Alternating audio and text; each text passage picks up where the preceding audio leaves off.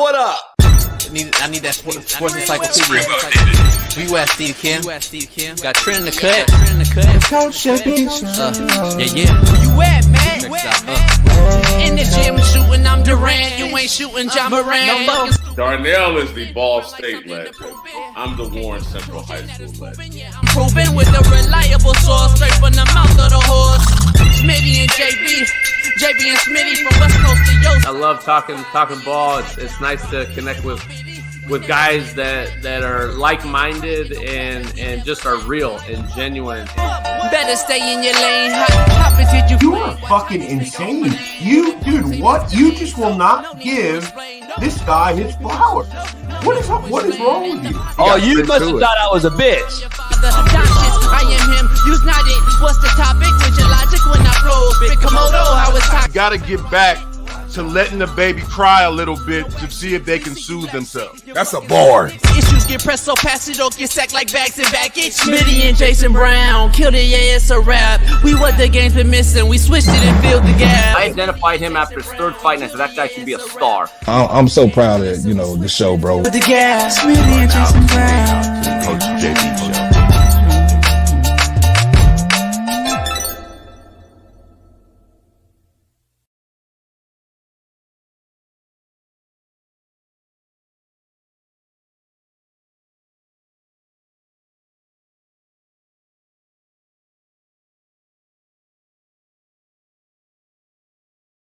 What up?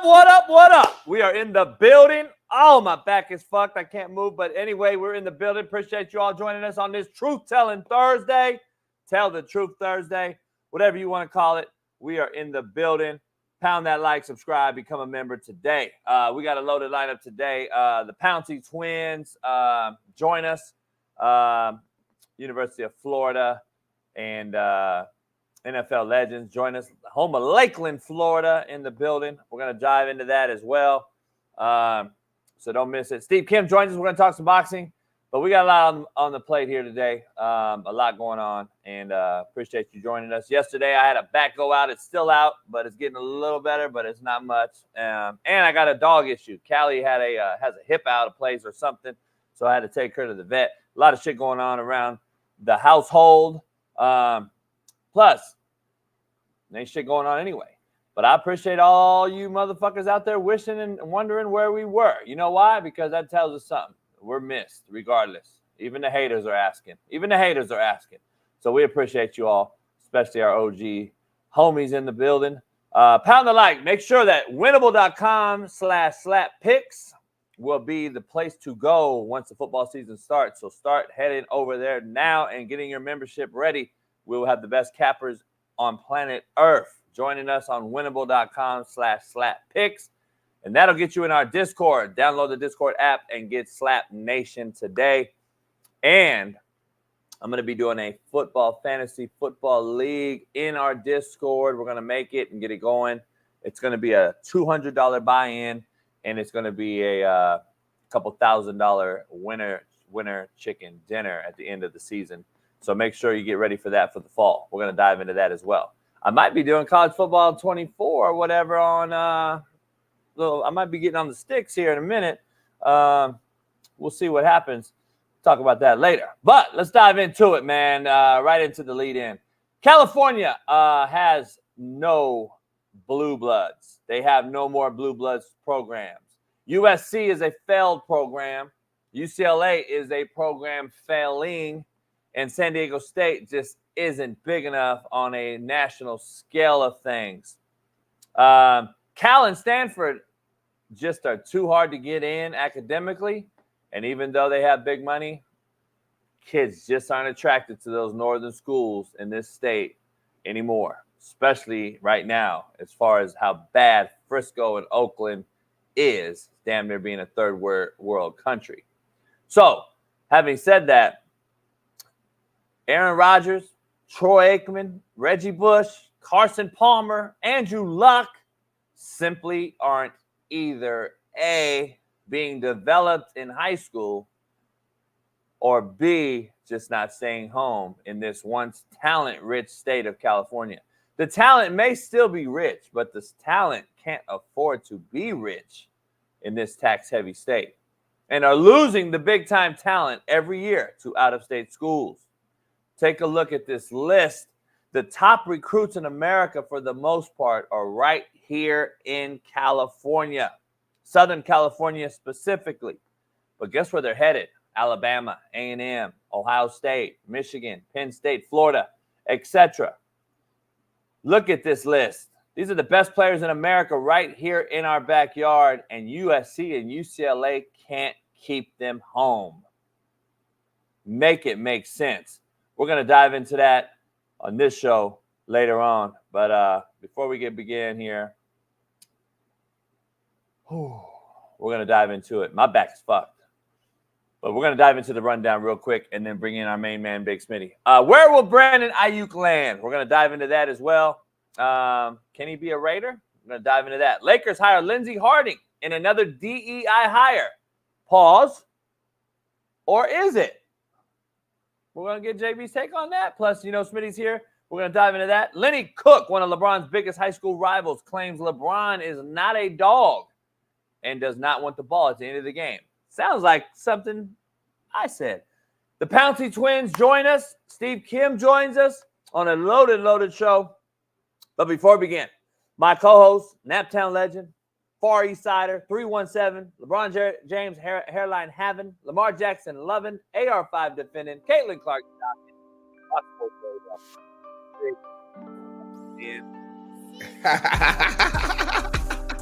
You're back too, huh? Cut the music, man. No energy this week. You like 28 years old. Even though you're 30, but you like 28, but you really 28 because you haven't really you really aren't from the hood. You really didn't have to grind and get out of the hood like that. You kind of just got handed out of the hood. So for me at 30, I was like 40. Okay. See, you at 30 are like 20. Okay. That's what you're saying. Yeah. So that's how life's been easy for me. I ain't been through nothing. No offense. None taken. Don't you hate when I say I'm offended, motherfucker. Don't you hate when motherfucker said no offense and then the cat just go off and say a whole offensive thing? But today they don't say no offense. Now they say respectfully.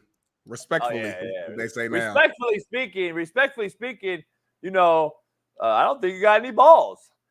Like, I appreciate that. How is that respect? Yeah, and then you're supposed to say, it's like you say respectfully, JB. You can say whatever you want to after that. Yeah. Fuck that. Respectfully, you a bitch. Okay, cool. Respectfully, you catching these hands. Right, exactly. But man, my back, bro. I was doing some. I was in the weight room yesterday. I was feeling good, feeling healthy, feeling loose. So I wanted to do some RDLs, which is just Romanian deadlifts. So I grabbed 2 60-pound dumbbells, not that heavy for guys who lift. And I went down slow and controlled, and my back gave out. And I said, I knew it. So the moment it happened, because I've done it before, it went out. And I'm like JB, where I'm barely walking around right now. I had to go to work yesterday. Everybody's looking at me like, what's wrong? I'm like, listen, I'm here. I'm at work. Like, leave me alone. So today's my last day for the week because we're actually dark tomorrow, which is a blessing. So I'm gonna go in and just try to thug it out today. But it's tough to even sitting here right now. My back hurt, if I'm being honest. But we're doing it for the fans though. This is how bad my shit is. My shit's down here on the bottom right. Okay, mine's on the left. It go around in the front, almost like to where it feels like I got a hernia in the front. Ooh. So both sides, it's going through my whole inside right here. My cousin Ted, he's a big time chiropractor. He's out there in Woodland Hills, but and for me to drive to Woodland Hills, and then by the time, so he'll get me better and shit. But by the time I get back home, a 2-hour drive back, it's out again. So and I don't trust no other chiropractors to put their hands on me because they're so jerky, herky, and fucking shitty. And he's like, general, he doesn't really adjust you like that. He adjusts you with what's called activator that he created years ago. So it's just a lot of shit going on. And then Callie got a hip out of place, or either hip dysplasia, or she has a either like something in her quad. I don't know, in her like her joint. They got in rear legs for a dog. She has like what they call elbow, and then like I don't know. She's like not putting no pressure on that left leg. But then I'll take her walking. She'll fucking take off running. But then she comes home, and then keeps it off the ground. So dogs have a high pain tolerance plus their adrenaline kick in. They'll still go have fun, and then they'll come back to fucked up. So she's heavy as fuck too. I gotta put her on a diet. Both my fat asses gotta be on a diet. So I don't know.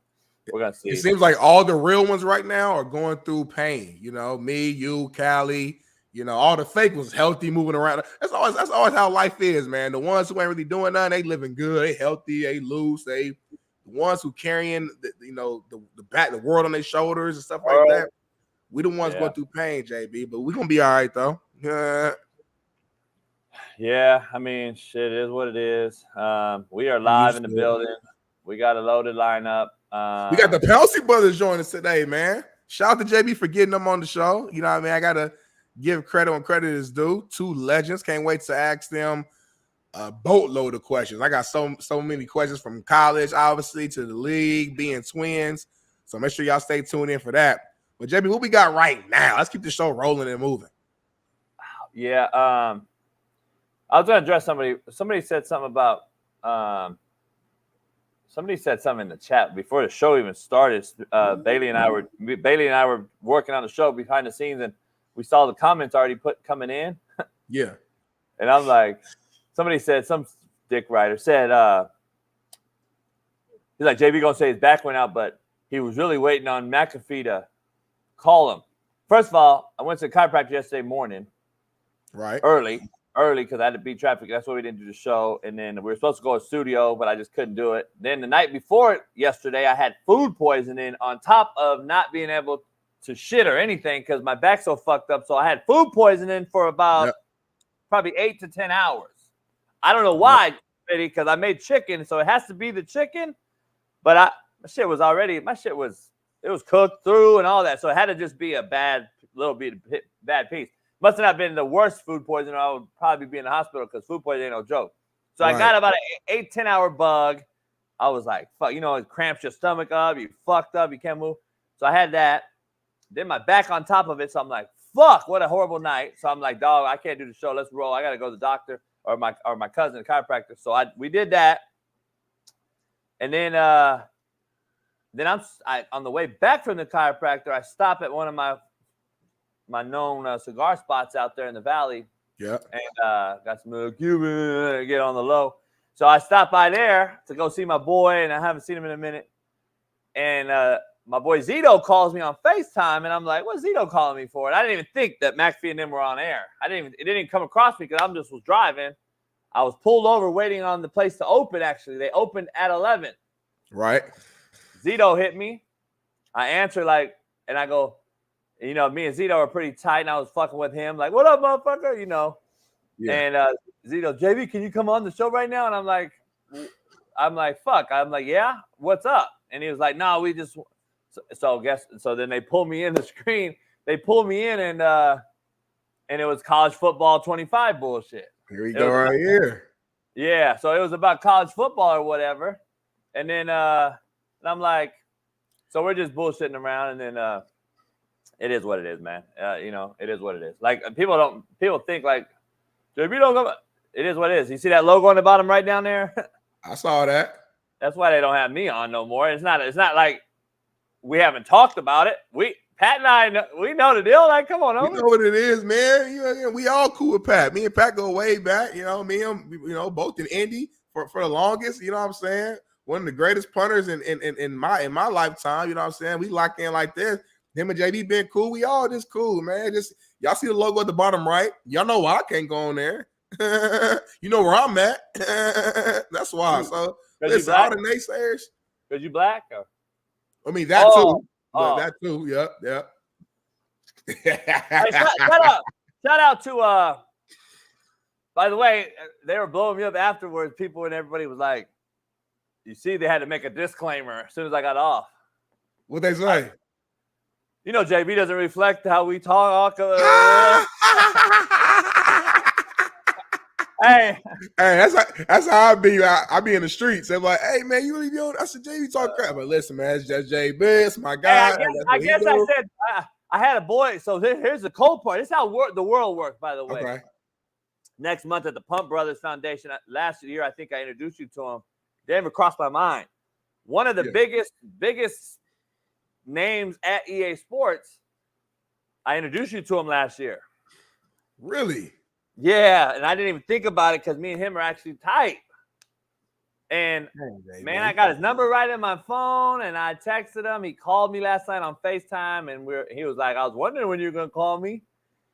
And I was like, fuck. So he's going to do some things and see what's up, like, with that whole thing. I can't really disclose anything, but he's going to see what's up with it because that clip obviously was on McAfee yesterday got around, and so now other people are starting to see, okay, wait up. This motherfucker's name is everywhere in this fucking show and in this video game, and everyone's exploiting they're going.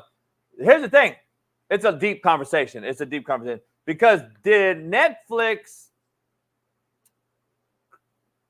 how am I going to say it without putting myself, did Netflix third party okay that? Yeah, they didn't. Anyway, we're going to talk about it, but that's why we're the realest show on planet Earth. Most people wouldn't even discuss business online. I said, fuck it. I don't give a fuck. Maybe don't care. He talk business online. He'll sign an NDA and not listen to NDA and still disclose everything he signed against it. He'll tell you if he's sick, if he's on the toilet all night. He'll tell you social security number. JB will tell you everything. That's how real he is. He's too real. Crazy. It's crazy though. Like how it's crazy though if that shit really goes down. Like. This whole time you had the EA Sports guy in your phone. You've been talking crazy. You put me in the game. He's the guy that actually is the number one guy in the lead in designing all the football, basketball games. So like that's crazy. And I got so many connections, JB, that I like. Yeah, you need like a manager or something, like an actual day-to-day manager, because like you probably could be filthy rich right now, and you're not using, like you're not maximizing your resources. No, but what I was wondering, yeah, you're right, because my phone has all kinds. What I was going to say though, I was going to shout out to D-Butt, my boy Darius Butler, that's on the show. Because after the show, he was like, "Let's such bullshit out." Because I saw it, I hang up and I'd go about my day. I didn't know they kept talking about me for 10 more minutes. So it's like D-Butt came out there and was like, "Man, fuck all this. Why we?" And he cussed on the show like, "Man, bullshit. Why are we talking about all this shit?" He's like, "This motherfucker motivating millions of people right now." Right. Fake people, video game meaning, or real people, and he needs to be on the sideline with a headset. Fuck all this other shit. So D-Butt, and we're tight. D-Butt's cool. We talk quite often. Shout out to Darius Butler, man. He also played for my coach, corner. We all family, man. Me and D-Butt, man, McAfee, you know what I'm saying? We all this family. So I'm glad you were able to really meet my family, meet the people who I've been hanging with since, I was what? Knee high to a grasshopper. I was a kid, so I'm glad that we all just kind of connect them, and I was able to make those connects for you, connect those dots. So it's good, man. I'm happy for you. Let's clarify D. Jones' reading notes. So, reading notes is in front of a team prior to a team meeting of some sort. If you notice, my eyes looked down on that particular rant there. That was a motivational speech to find one thing. And that was the topic of discussion going forward, not about the entire. It wasn't a speech. It was a motivation. Well, I guess you want to call it motivational speech, but it wasn't a team addressing where I had to look down and read off cards. No, it was, who expect, we expect. All I needed was what part of that it was that I created. So you have to understand, there's 7 things in there. I'm looking down like fear of God. That's all I needed to see. Yeah. Who expect? We expect. Motherfucker, you act like I'm reading the goddamn notes out of a fucking dictionary. D. Jones, shut the hell up. You motherfuckers always want to find something. Let's dive into the quote of the day, Smitty. Brought to you by betonline.ag. What up, man? The real Coach JB here for the Coach JB Show with Big Smitty. We got a proud new sponsor, of course, for the second part of the year, and that's BetOnline. Continue to be your number one source for all basketball wagering needs, including pro and college hoops throughout the year. March Madness is here. Join us every Monday and Friday with Jeff Nadu as we will pick them and up-to-minute odds, stats, and trends. You can follow your favorite team's path to the playoffs with in-game live betting, contests, and all the best player props. Experience the world's best wagering platform anytime from your desktop to your mobile device. Head on over to BetOnline today. Become part of the team and remember to use promo code BELIEVE, BLEAV, for 50% off plus welcome bonus on your first deposit. Bet online where the game starts. Peace. Oh shit, my back's fucked up. Yeah, we gotta do a new bet online. I guess that was for March Madness. Damn. Yeah, but guess what, Being Keith Smith, we don't care. Do you do we look like we're fucking worried about changing the fucking commercial? Matter of fact, now we're not gonna change it now. Yeah, now it'll be March Madness next year, motherfucker. Yep, and hopefully, Keith, you being in the fucking middle of fuck nowhere, Iowa, could do what I did and lose 30 pounds in 4 weeks. That's my cousin now. Slow down a little bit. That's still family. I doubt it. All right, let's dive into it. Quote of the day. Yeah, let's do that. I mean, you got to clap a certain way. My moral in life is simple. You treat me good, I'll treat you better. Okay. You treat me like shit, I'll act like I never knew you. Ooh. Okay. That's my own quote, by the way. I actually like that quote. It's pretty simple. Treat people how you want to be treated. It ain't really good though. Cause see the difference in how he is at the studio. No, it's really good. I have severe back trauma right now. The pain that I'm dealing with in this current moment is probably a 22 out of 10. I'm just fighting it through and I'm smiling through the pain, but inside I'm crying. That was a fire. I guarantee you, my back is worse than yours right now. I guarantee if we had a doctor who came in and evaluated both of us right now live on the show, they'd be like, Big Smitty's back is fucked up more than yours, JB. I guarantee it. My pain tolerance is just higher than yours. I'm old. No, my pain tolerance is where I don't feel pain like that. I messed my back up from squatting years ago. You as a quarterback, you never even squatted. You didn't need to. You know what I'm saying? So like, your back hurts from its old age. I've had my teeth pulled without any anesthetic, without any of that shit. I don't play that game. That shit you can't even fathom. I got a full blown knee scope without any anesthesia, and I stayed up the whole hour and a half. Contrary to belief, brought to you by Prize Picks. Head on over to Prize Picks. Use the promo code. I caught a bullet one time with my bare hand. Quote, contrary to belief, honesty is an expensive gift. Don't expect it from cheap people. Contrary to belief. There you go. Now you in your bag. Oh, the first one wasn't. Now I thought the first one was good, but you didn't like it. Honesty is an expensive gift, Smitty. Don't expect it from cheap people. I don't. That's why I'm saying, dog. People don't understand. Cheap motherfuckers that give you fake shit all the time. You get that cubic zirconia. You're thinking like, damn, this is tight. 2 years later, you found out it was fucking fake, and you'll be like, "Damn, the homie gave me that." No wonder I smoked his ass. All right, so poll question. What happened? Never mind. Go ahead. Poll question. Oh shit. Let's dive into it, and let's make sure you guys dive into it in the chat. You guys want to dive into something? Yeah, hell yeah, knee deep. Will the 49ers trade Ayuk to the Raiders for Devontae Adams? Let's start right there. No, JB. I'm sure the Niners would love to do that. They would love it. The Raiders ain't going for that. Ayuk is a good receiver, really good route runner if you really break down the tape. I think he has the capabilities of being like a top 8 to 10 guy in the league. He ain't Devontae Adams. Devontae Adams is generational. Devontae Adams, I think, will go down as a Hall of Famer. Right now, I look at IU's career so far, he's not even close to that. Now, he's really good. I love IU. I'm not dissing him at all, but his levels.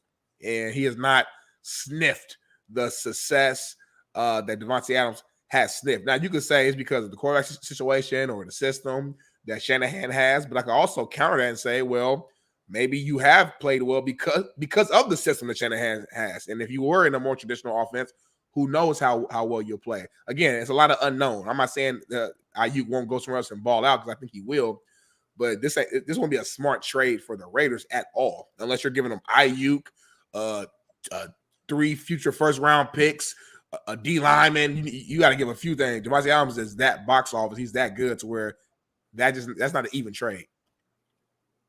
Yeah, yeah, I wouldn't trade. I wouldn't get. There's not a player the Niners have.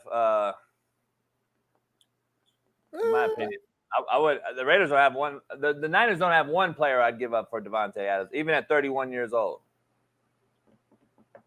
Probably not. Yeah, I'm thinking out loud. Like player for player, probably not. You know, Bosa comes to mind, Kittle comes to mind. You know, but player for player, not in a quarterback paid league and an offensive driven paying league. Bosa, none of them guys you can't get rid of the quarterback's blood life. There's no way. Devontae's 1A, 1B in the whole NFL, in my opinion, still at 31. I agree. Now let me throw this caveat in there though. Our main man Chase is on top of these guys, and he's always breaking Chase that Finger. down. And he was like talking about this yesterday with me, but we were talking about it. I'm like, I threw this at him. I'm like, yeah, but what if they traded Devontae to the Niners so that he can reunite with Aaron Rodgers? Whether that's in Frisco or it's an easier way to get him out of there to the Jets for next year. So why would it be easier to get him from the 49ers to the Jets versus going direct from the Raiders to the Jets? Just because of what they have, like commodity-wise. The Raiders, here's the thing. If the Raiders are bad this year, let's say they're 0-5, or 1-6, or having a bad season, I believe they'll move Devontae. So they're weighing that out right now. Do we have the QB that's going to make him happy, or are we going to see what's on that documentary of him ripping Garoppolo and looks like he's out for self and blah, blah, blah? Because we said Ayuk's looking out for self right now, isn't he? Like, I don't get what the comments in the chat are saying. Aren't they both kind of out for self right now, if that's the case? Like, Devontae hadn't really said, I want to trade, though. Devontae hadn't said, I want to trade, though. Yeah, nah. Devontae just frustrated because he's used to winning. And he's used to being a large part in the reasoning behind them winning. So when they were doing all that losing, on top of him getting killed in the middle of the field because of the bad quarterback play, it was the combination of stuff that made him frustrated. I don't even think it was like a selfish thing, just that he wants to win. And Brandon Ayuk, he hasn't been paid yet. So this is his first big time like opportunity to get paid. And you look at, what he's done the last few years, you look at last season specifically and how big of an impact he made in the playoffs to even get them to the Super Bowl. He's like, listen, I'm the best wide receiver we have. Without me, we would not have this level of success. Pay me, especially when I look across the league and I see other guys who I'm either very comparable to or even I can say I'm better than are getting paid. You look at a number 2 guy in Jalen Waddle getting paid $30 million. You look at Devontae Smith getting paid, I think, $30 million. You look at like a lot of these other guys who are like right around that same level getting paid 30 M's, and you're trying to give me the rumor was like, I think 26, 27 maybe was like the rumor that they were throwing out. They were trying to give him. He's like, well, come on, man. Like, look at the market. If you would have paid me back in like end of the season, 26, 27, might have done it. But we've seen too many other receivers get paid now. Was it St. Brown, whatever. I always miss his name. Amon-Ra St. Brown. All these other cats have gotten paid. So now the market has increased. So if I'm a receiver, if I'm Brandon Ayuk or if I'm his agent, I want to get paid more because that's what the market is saying. And also that's what my production has said. So I'm not really mad at him at all for wanting the bag because this is what you just have to go through, unfortunately. And the Niners oftentimes, man, if you look at the history of them having to pay players, the recent history with Nick Bosa had to go through this. He didn't get paid, I think, until like right before camp. Debo, I think requested a trade when he was up. He ended up getting paid. So typically the Niners, they go through this little, cycle or whatever, where they kind of delay, then eventually pay you. So I actually wouldn't be shocked if the Niners go ahead, but you know what? Let this sound like a 1-year deal. Let's give them like 30. Let's make a short term, give them 30 just to get through this season. And then we'll reevaluate next year and decide what we want to do from there. Yeah. You know what I find funny that some of the people in the chat, I got to address something real quick. This guy right here says, read this, Smitty. First of all, his name is Joao E. Nunez on what's his name? Joao E. Nunez on July 12th. Joao E. Nunez On July 12th, 2024, I ordered and paid for a bucket hat from Coach. I've yet to receive notification. I've sent several emails without response, and I want my money back. Your business is a clown show. From Joao E. Nunez. JB, what's your response? Honest response. I looked at it. I was like, well, fuck, let me make sure. It was 5 days ago, you fucking idiot. Do you know how many fucking orders we got for Trump shirts alone in one day? You fucking clown. You're acting as if it was 3 months ago, you fucking nobody. Guess what? Now I'm going to take your shirt and I'm going to ship it to baby girl for free. And she's going to get your shit. Just so we're clear. But everybody else is fine and got their shit. But you're waiting for 5 days and you act like it was a fucking 6 months. Get your fucking dumbass out of here, you fucking nobody. Now I'm donating your money to the Slapdick Foundation. So thanks. Good JB, job. hold on real quick. Has it really been 5 days for real? Yeah, he just said 7/12 was when he ordered it. Oh, yeah, my dumbass. Yeah. Six Smitty, days. Go on any website to try to order anything and act. So you ordered it on the 12th. It doesn't even get processed probably until 13th, 14th. Yeah. Then by the time it ships, right, it'll probably be the 15th, 16th. Today's the 18th, Smitty. It was 6 days ago. 6 days ago, this motherfucker ordered. He paid, how much is a bucket hat? $19 tops? 15. I think it's 15, $19, whatever. Get the fuck out of here. You know what it really is, bro? He probably short on money, and he probably bought the hat before he like paid his light bill or something crazy happened. Now he got pressure from his lady talking about you to get this thing figured out. So now he's trying to like go back and make it sound like it's your fault that he didn't. Wait, by the way, guys, listen to this. This is the fucking shitbird this guy is. Listen to this. I want you guys all to know in person why people get fucking are stupid. Here's the thing. I'm looking right now on the site. Guess what? So his name's right there, homie. I see the order. Smitty, right here. Yep. And guess what? It says in progress, meaning that he was sent an email. He put his wrong email.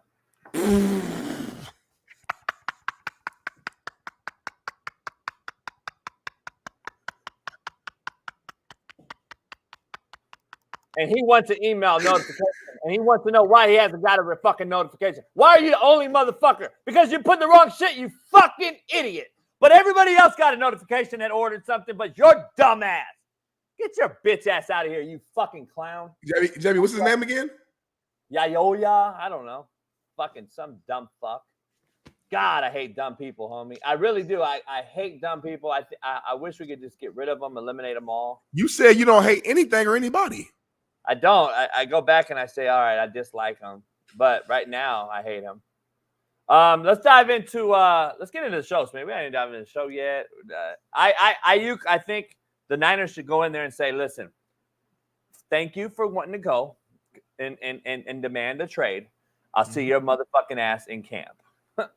That's what I would tell him. Because he's been doing this off and on shit. How many times have we talked about this trade possibility? A lot. For like 6 months, huh? Yeah. Fuck, man. Like, it doesn't it get old? Like, to be honest, Smitty, this is why the Niners haven't won a Super Bowl.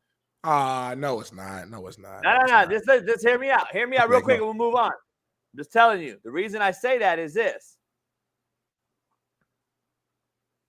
All off season, Smitty, you can't sit here and tell me that has not been a distraction in the fucking locker room around things. How can I move forward with Brock Purdy and Debo and CMC, and let's get out and work out, and let's get out and throw together, and let's do these things. When in the back of my mind, there's this guy that we don't know if he's going to be here, if he wants to be here, blah, blah, blah, etc. It cannot tell me that that's not been an issue in this offseason. They never have a full gelled situation, and then it bites them. It bites them later in the seasons every single year. They can't get over that hump, regardless if they make it to the Super Bowl, to the NFC title game, whatever it is. They always get there because their roster's so loaded. But they, for some reason, they're like the Cowboys in that regard. They always piss down their leg in some facet, shape, or form. It's just a distraction. I don't care if we're gonna downplay it and say it's not, and the players are gonna say it's business as usual. It's not. It's not. You know damn well it's in the back of everybody's head. We've been talking about it for 6 months, Smitty. Come on. But every team goes through this, man. Chris Jones sat out for the Chiefs. I think, was it last year, if I'm not mistaken? And, I mean, was that a distraction? I'm sure it was. Won the Super Bowl. The reason why the Niners haven't got over the hump is because of one person, Patrick Mahomes. Guess what? That's literally the reason. And that's my point, Smitty. Chris Jones don't catch the ball on offense. There's no camaraderie needed. You play D lineman. You play Chris Jones' position. What do you do when you pull him back in? Hey, Chris, see ball, hit ball. Okay. I don't need to run Brandon. That's the one example I use, JB. I don't need to get on the same page with Patrick Mahomes, Smitty, and run routes and be on the same page timing-wise, and I break my out cut on an odd breaking number versus an in breaking cut, and then Patrick Mahomes needs to be there. This is in Brock Purdy's just a scenario. Okay, damn, I missed Ayuk on the out route. You know why? Because he didn't fucking practice all summer and running the out route with me. That shit matters. All right, JB, let me ask you so we can move on. So they can make it all the way. So they can be the best team in the NFC, top seed in the entire NFL, win multiple playoff games, make it all the way to the Super Bowl, get all the way to overtime, and then you lose on one play, and you go back to the summertime when Ayuk and Purdy didn't do those routes that one day, and that led to that one situation.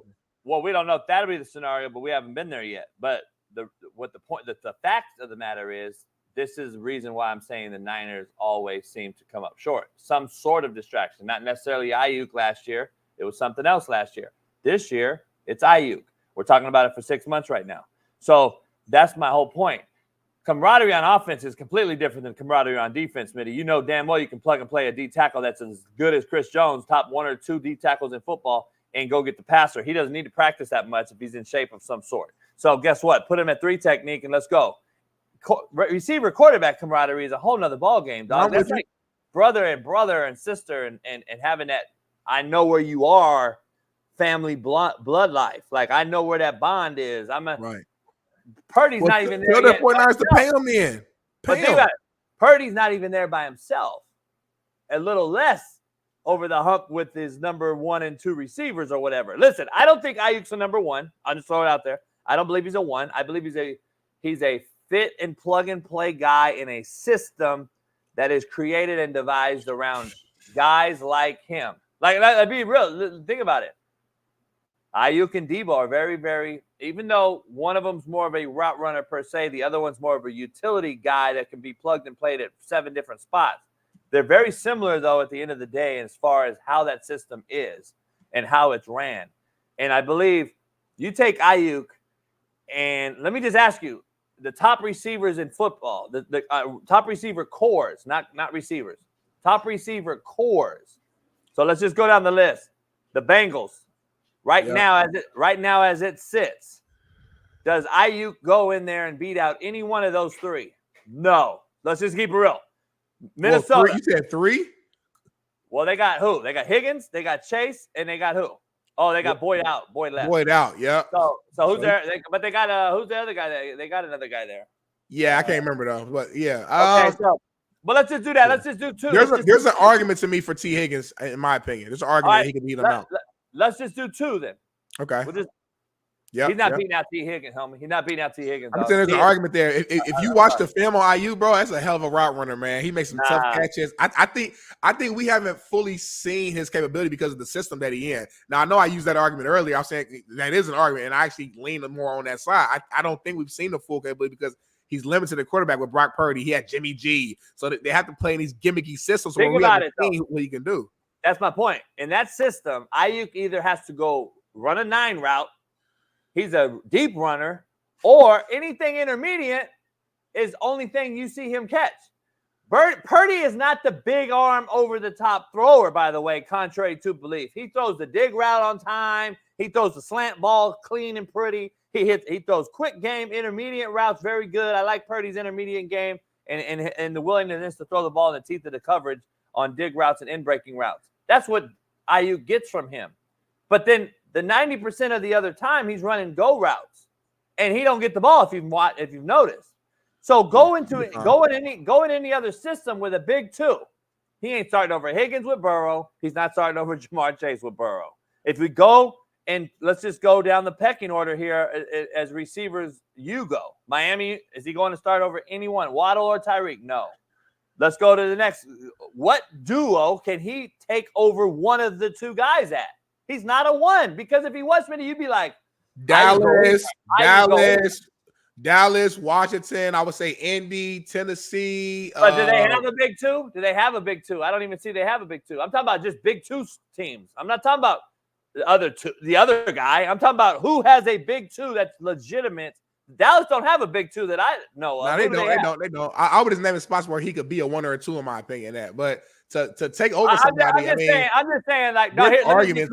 I don't know. Yeah. Let me be clear. I just want to be clear. Like, my argument, like, he can go other places and play. I'm saying, can he beat out a big two duo in the NFL that is elite right now? Like who has the best combination duos in football? Philadelphia. Eagles. No, he ain't going there. He ain't going to Philly. He ain't going to probably Chicago. I don't really think he should go, because I think DJ Moore's a two, and I think Ayuk's a two. Now, I think Ayuk beats out DJ Moore. He has more capabilities, in my opinion. But here's the thing, not with Caleb Williams. See, that's what I'm saying. This is a scenario that you have to break down. It's so finite, Smitty, that, and we're going too long on this. We'll move on, but you have to break this down so finite, because I'd rather have DJ Moore with Caleb Williams than Ayuk with Caleb Williams. See, that's the difference. I'd rather have a guy that's pretty, I don't know what size-wise is. I think they're pretty similar. I think they're both probably similar speed. I don't know. DJ can go if he gets loose. But I like DJ fitting a system with Caleb Williams early in his career than I do Ayuk, because Ayuk's going to depend on reverses. He's going to depend on go routes. He's going to depend on other things, where DJ, you can run him on anything, get those tough yards, and Caleb can just get confident. I just don't think you can do that. I don't think Ayuk can start over anybody in Houston. No number two. I think Houston probably has three that'll start that Ayuk can't start over. Seattle, no. I don't think he could start in Seattle over Lockett or your boy Swole, Big Swole. There's no way. Well, he ain't starting over DK, but he's starting over Lockett. I don't know. At this point in Lockett's career, listen, I think you're saying all this back to my original point. We have not seen Ayuk in like a more of a traditional system, so I think you're lacking confidence in him because of that. We're punishing him for the system instead of watching the tape and looking at what he does individually. The route running ability, the way he gets off press, the catching ability, some of the bad throws that Brock Purdy threw him in the playoffs. We watched a little bit of tape yesterday at Fox. Like, it was a couple like big time plays and late in the game and first downs that the Niners, you gotta have it. You have to have it. Purdy throws the ball behind him and low. Ayuk reaches down, catches it like it's nothing. And when you watch it full speed, it's like, all right, it's an easy catch. But when you really watch it slow down, it's like, damn, that's a hell of a catch. And there's multiple moments up like that where he just comes up big, to where I actually kind of want to see him in another system so we can get this answer, because we just haven't seen him with a big time QB who can make every single throw. I love to see him in LA with the Chargers with Jay Herbert. Would love to see him with Justin Herbert and Harbaugh. I think he do some big things, but we'll see, man. We'll see. Yeah. But moving on, man. Moving on, like you said. What's this guy's name? Smitty, what's this guy's name, real quick? I seen him. What? I'm seeing. Okay, moving on, Smitty. Go ahead. Moving on to some basketball. Lakers just hired a new coach to the staff, man. Shout out to the Lakers. Lindsey Harden just got added to the staff. Former Duke All-American, longtime NBA player. Coach the Sacramento Kings G League team, was the coach of the year just last season, going 24-10. Been in the league for some years now in different roles. Very experienced. JB, I got to ask you, man, what is your take on the Lakers hiring G League Coach of the Year Lindsey Harden as an assistant? She was the lady that interviewed for the Charlotte head job. We brought it up. We broke it down. Remember? It's a shit show. It's a total joke. Now we all talk about the DEI hires and shit. Shout out to Microsoft. Microsoft's the first company to get rid of DEI hiring. So So DEI is starting to backfire a lot of people. I don't know if this is a DEI hire. I think this is already what the NBA has been and what it is. I think the NBA is already starting to become the WNBA in some sports, some spots. I don't know if this is a DEI hire as it is just a regular NBA practice. This is what they've been doing for the last few years. Listen, I told you I don't care about women coaching basketball. I think they play the same sport. Okay. Yeah. They play the same sport, etc. What I do have a major problem with is this Laker organization hiring her. Does that make sense? I hear you. Probably not, because a lot of people won't understand it. We hired a rookie, Smitty, that's been coaching 4th grade basketball. Yeah. And then we hired 2 pretty good coaches behind them. I love the McMillan hire. And Scott Brooks, right? And I even like the Scotty Brooks hire. Yep, me too. 2 veterans, right? So you hire those guys, and then you go backwards again and hire her. I'm not saying she's not a great coach and all this. She's more experienced than JJ. Yeah, that's what I'm saying. She could be the greatest, but she could be the greatest coach ever. The problem is we're hiring a rookie head coach to manage LeBron James, as your boy Savvy would say. LeBron James. This is LeBron James. She now is coming into this already experienced, lacking staff with the head coach. And now we throw this into the mix. I just don't see it. I don't understand why we have to go down this route in an organization such as the Lakers. I just don't see it. I don't know why. I don't like the hire. It's not really necessarily because it's a girl. It's because, again, this is her first. Is this her first NBA? Is she also a rookie in the NBA? Has she been an intern? Has she been an intern or some shit? Well, no, I know she first got to the league with the Sixers. She got done playing in WNBA. She was like in player development and scouting for the Sixers for about a year or two. Before she went to the Kings and was a player development coach. And then she went from there. Then she went to the G League, became the head coach of the year, great season. Now she's in this role. So she's not a rookie in the NBA. This is her highest role within the NBA, but she's not a rookie in the NBA. She's kind of climbed the ladder. Long-time career in WNBA, played overseas. Obviously, she went to Duke. I think there was a little bit of a crossover between her and JJ at Duke. They have a relationship there. Plus, she was at Philly when JJ was playing at Philly, when Doc Rivers was there. So they have a previous relationship. Obviously, we know this. There's one question I just have to ask. And I'm not even going to put you out there like that or anyone out there that can't answer this question. But the question I have, just in general, how does she make the Lakers better? That's the only question I have. And there's not an answer you can give me that tells me what that question is. There's not. You can't sit here and tell me, well, coach, she did this. No, I don't want to hear a director of scouting at 2 other programs, Smitty. I don't want to hear she was a G League head coach and she's a woman and blah, blah, blah. Tell me how she makes the Lakers better. That's a loaded question, though, JB. Like, don't you think? Like, the reason is, though, like, thinking back to your first college coaching job. I don't know what that was, but let's say, your first college job. Someone could have asked you the same thing. What did Jason Brown do to make this team better? Only thing he's done is coach at the high school level. That's nothing. He's coached at, you know what I'm saying? Like, you can make that argument for anybody. Like, at some point, you got to get your foot in the door. At some point, it just has to be the start. So we don't know what they'll do. I don't know why. Until it happens. I don't know how the whole gender thing passes you by when you discuss this thing, but it's not me though. It's not a man either. It's a woman. Oh, so we are back to gender, because earlier a few minutes ago you said you didn't care about gender because it's basketball, but now you're saying I know. Okay, got you. Now it's back to gender. Got you. Yeah. But in a non-smart ass way, it doesn't. I asked how does she make the Lakers better on this team? That's all. We don't know until we see it. Only thing I know is she has coached at the professional league in different roles. That's my point. But I can ask almost any coach that's not obviously a champion, a Grant Popovich, or a lot of coaches I can ask that. We don't know until we see it. Like, even when Darvin Ham got hired, we didn't know how he would make the Lakers better. We didn't.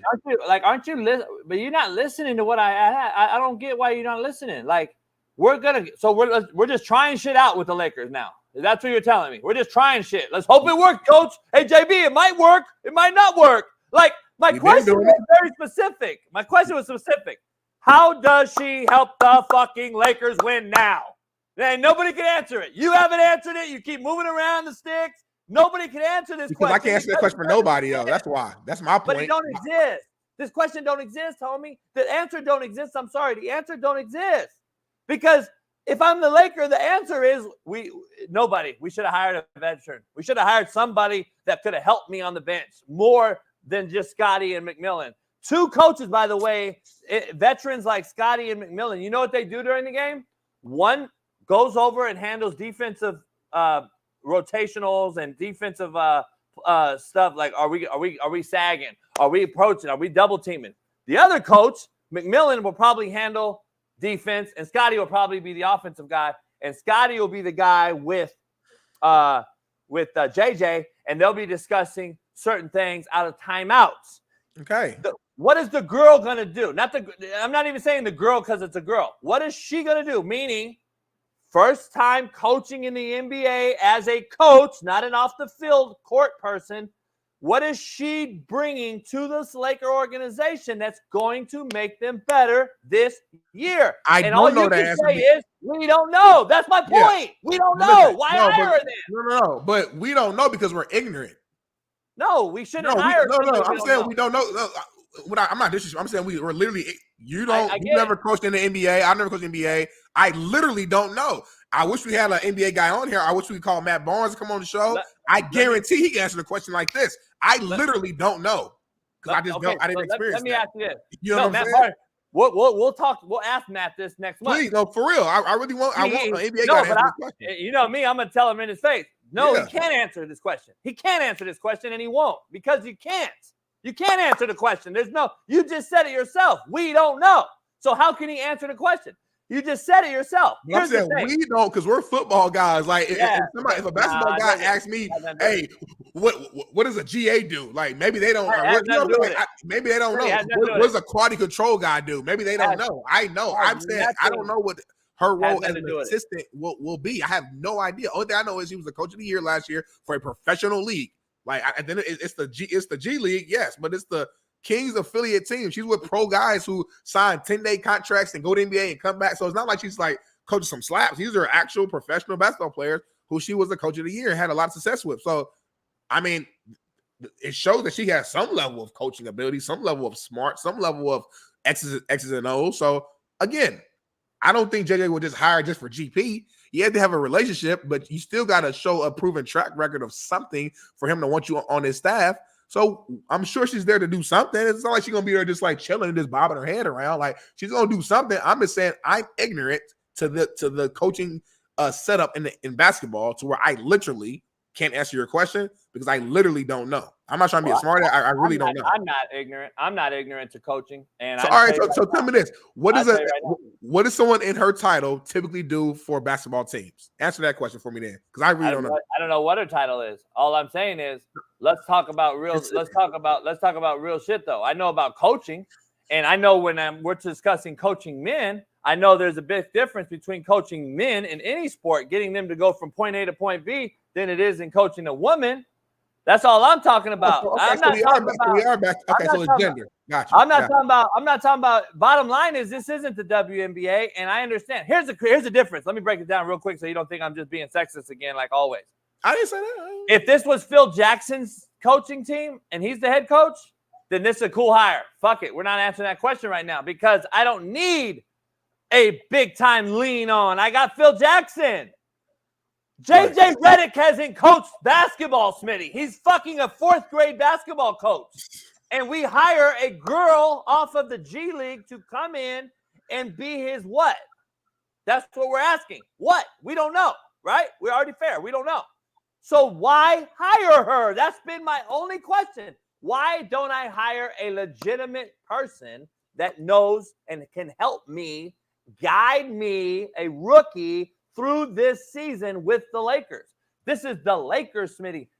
No offense to the Charlotte and all these teams. This is the Lakers. 17-time champion. The most visible basketball organization in all of basketball. Like, this is not the fucking Clippers. Like, I'll keep it real. So that's all I'm saying. Smitty, we got our guest on the other side. We did take a 3-minute commercial break, and I see Mike already in. We'll see him on the other side in 3 minutes. Peace.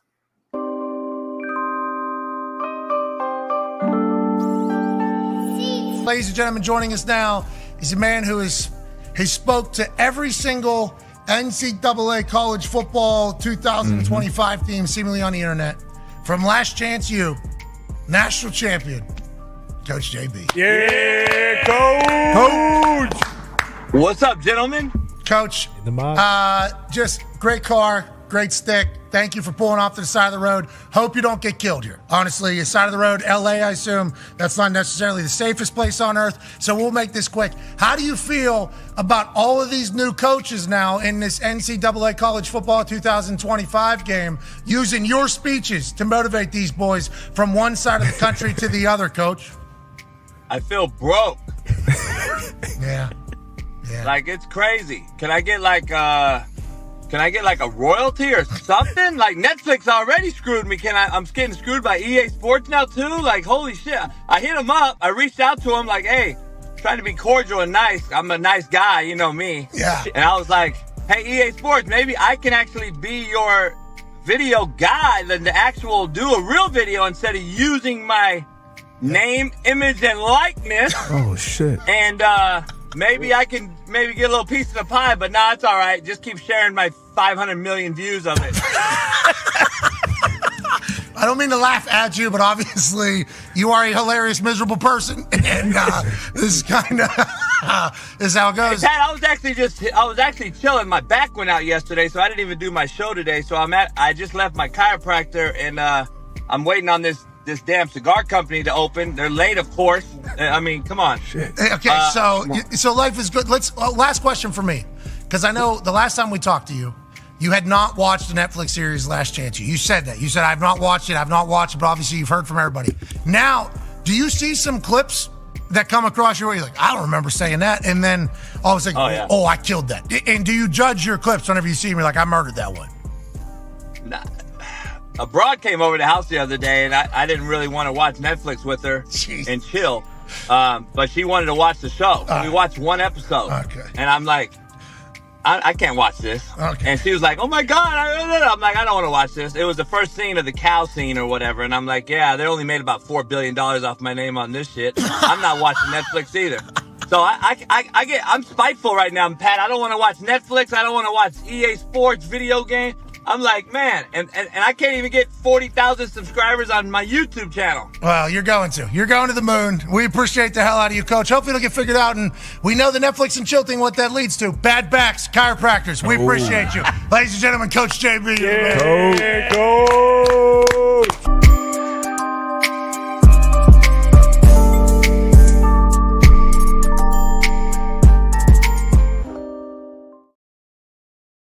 All right. We are back in the building. Appreciate everybody popping in here today on this Tell the Truth-Telling Thursday. Yes, sir. We got a couple of legends, OGs in the house. Dogs. We got some dogs in the house. We got some dogs, man. We got some dogs. They were real linemen. They played at real universities. Hold on. What's up? What you saying? That they played at real universities, not Ball State. Wow. Let's dive into it. Wow. Bailey, bring in our main men. Right here. Hey, shout out to you guys. What's up, fellas? Hey, I like that little introduction right there, man. That little Pat McAfee show had me going right there. I say this is wild. Yeah. Man, they motherfuckers called me yesterday. I'm trying to get some cigars and shit, and they hit me out of nowhere, hop on real quick, and I'm like, fuck. I pull over on the side, and I was like, all right. Let's do it. Yeah, that Netflix and chill story almost got real. They almost tried to cut you off. I said, hold on, let them keep going with it. Right. Hey, are you guys on your phones? Yeah. Yep. Can you turn them sideways? Yeah. No problem. Yeah. There you go. So y'all know a little something. Y'all sound a little bit more technical sound than the twins. That's for sure. We trying, man. We learned through trial and error, my guy. That's it. Yeah. Hey, where you guys at? Were you both in Florida? Yeah, you see it's sunny as hell in the background right now. I'm trying to fix the lighting for you. Hell yeah. Nah, it's all good. Now, hey, you both went to Lakeland, didn't you? Yeah, that was the best high school in Florida. Superstars, coach, don't do that. Somebody told me Planet was the best school in Florida. Hey, you found the 2 worst photos in the history. Hey, because I think we got more history than we even know. Because so I was recruiting Lakeland and Kathleen forever at that time. And so you remember the Boatwright twins? Yeah, of course. You know they played with me in JUCO. They played at Compton College with me. They were my one was my running back, one was my linebacker. And then then I had Colston's little his family with me too. He was out of Kathleen. He played slot receiver for me at that time. This was back 05, 06. Oh man, we did a lot of beating on y'all, Coach. I hate to tell you, man, the teams you were saying, we put a whooping on them. Yeah. Hey, it is what it is. I was out here in Cali, I was out here in Cali. I was out here. They got nothing to do with me. I was out here number 1 team in the nation. Florida and Cali been going back and forth. Florida and Cali been going at it forever. Shit, remember the Florida Cali game when it first started and all that. Yeah. It used to be big, real big. Yeah, man, they need to bring it back. They need to bring it back. Yeah. That was real football. They won't do it no more, though, because these pussies will opt out. Yeah, the world done got soft on us, man. Yeah. It's hard to even look at some things nowadays. I just laugh at it now.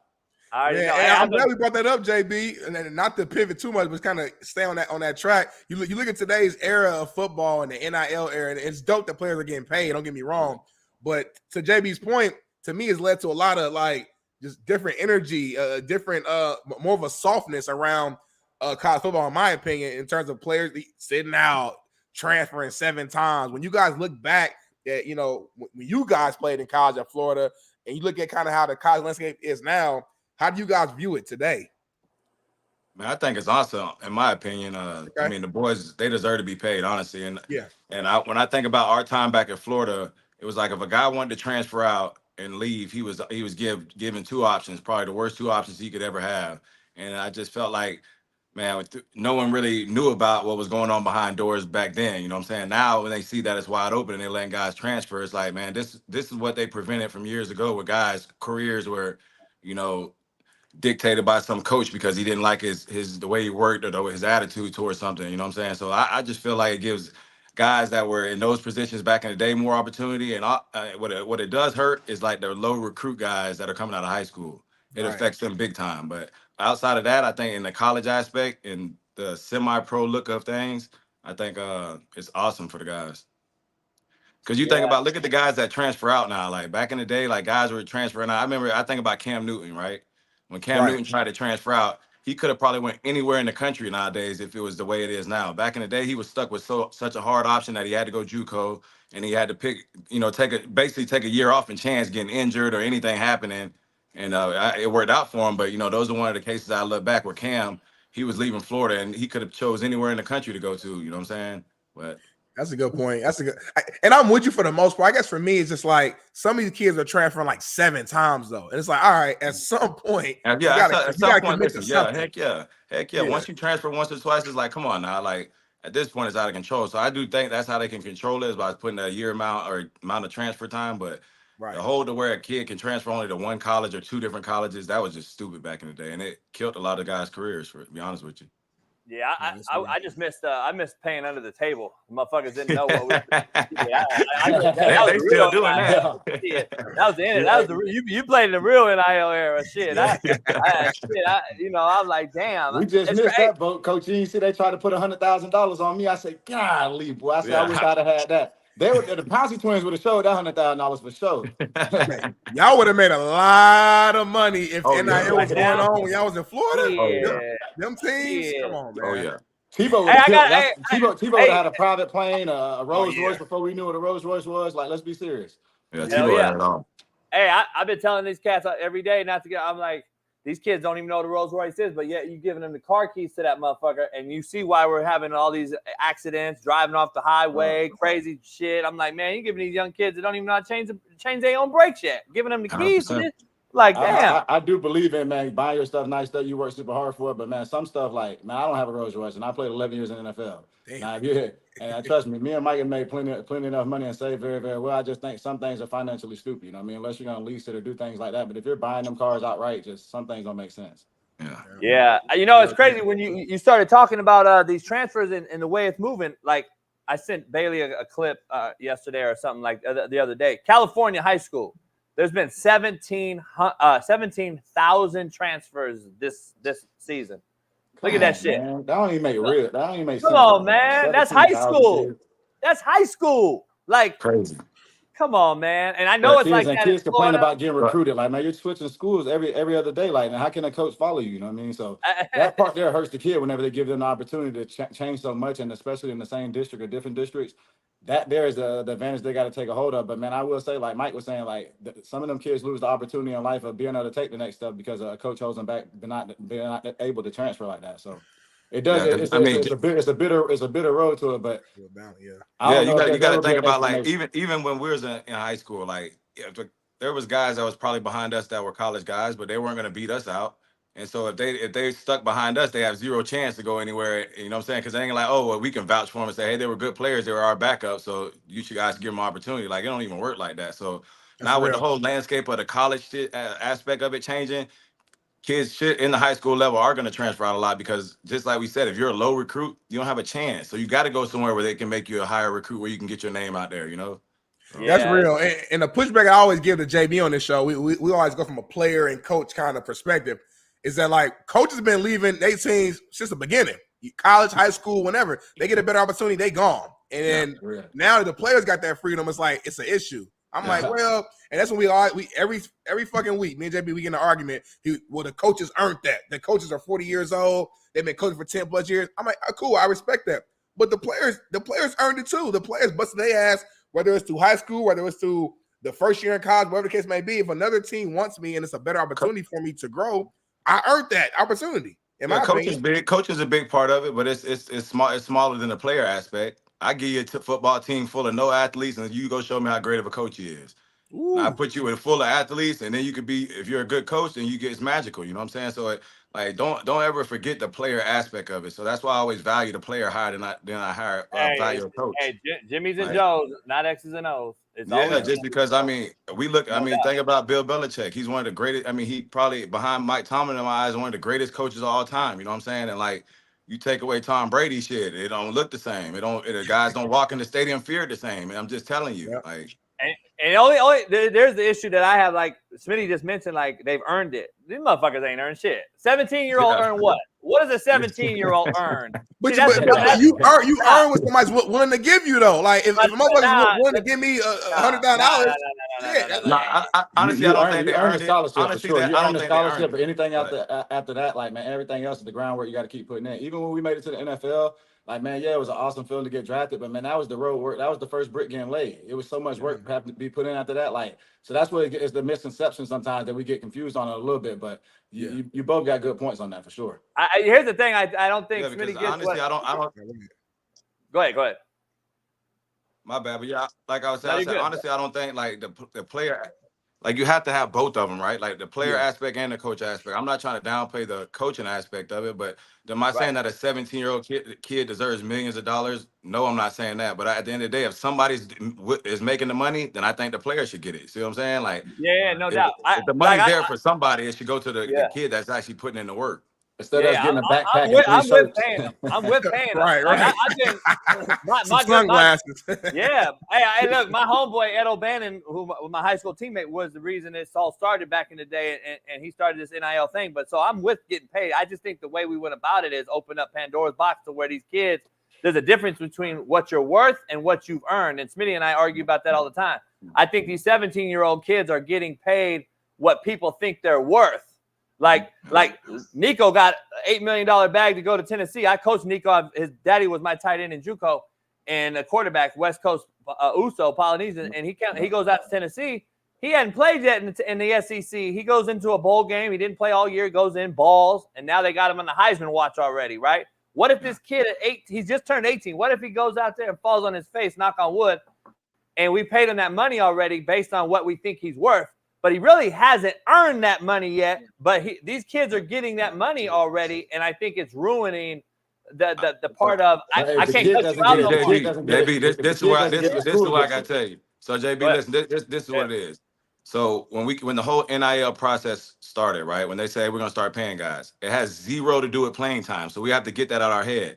It's name, image, likeness. So whether my kid plays one down for your team or not, you're saying you're paying them not for playing time. You know what I'm saying? So it's about him bringing awareness to the school, right? So we got to get out. Oh, what if a kid goes out there and doesn't? What if a kid goes out there and doesn't perform? Who cares? That's not what he's. That's not why he was brought there, and that's not why he's getting paid. And that was the reason why I went on McAfee when I was on McAfee every week a couple of years ago, and I was like, look, this is how I would have changed it different, and this is what I mean. I'm all for it. The kids should be paid, but the problem is right now is that we still have a problem that we've squeezed out all the pace, and there's no way of getting that shit back in the tube. And in my opinion, the way that we've done it, if we would have did it based on you two coming out of high school and you were both 5 stars, they should pay you based on 5-star. If Smitty come out and Smitty's a 4-star, they should pay him on 4-star money, because what's happening is right now, 1% of y'all are making millions. There's only one Caleb Williams, a Shedeur Sanders. Let's be real. We know the truth. There's only 300. Everybody else out there is making $300, $500, $600. Like it ain't. But me and Keith were 3 stars, and there wasn't a lineman better than us in our eyes. See what I'm saying? So we would have fell in that bracket. We would have fell in that bracket where it was 3 stars, and would have been like, "What the hell? Like we deserve to be, you know?" 4 stars, 4, whatever.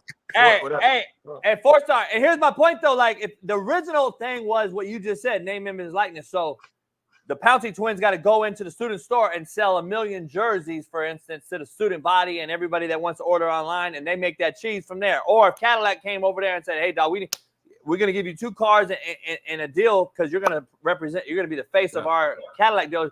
To me, that's name, image, and likeness. Now it's not that. It's pay to play. It's straight NFL. Like, I think we've ruined it. If it was NIL, I think it would be better format. But right now, we're just like, we're transferring out to chase a new NIL deal instead of getting molded as a young boy turned into a man. We don't have that no more, which I think's trickling over to society. That's all I'm saying.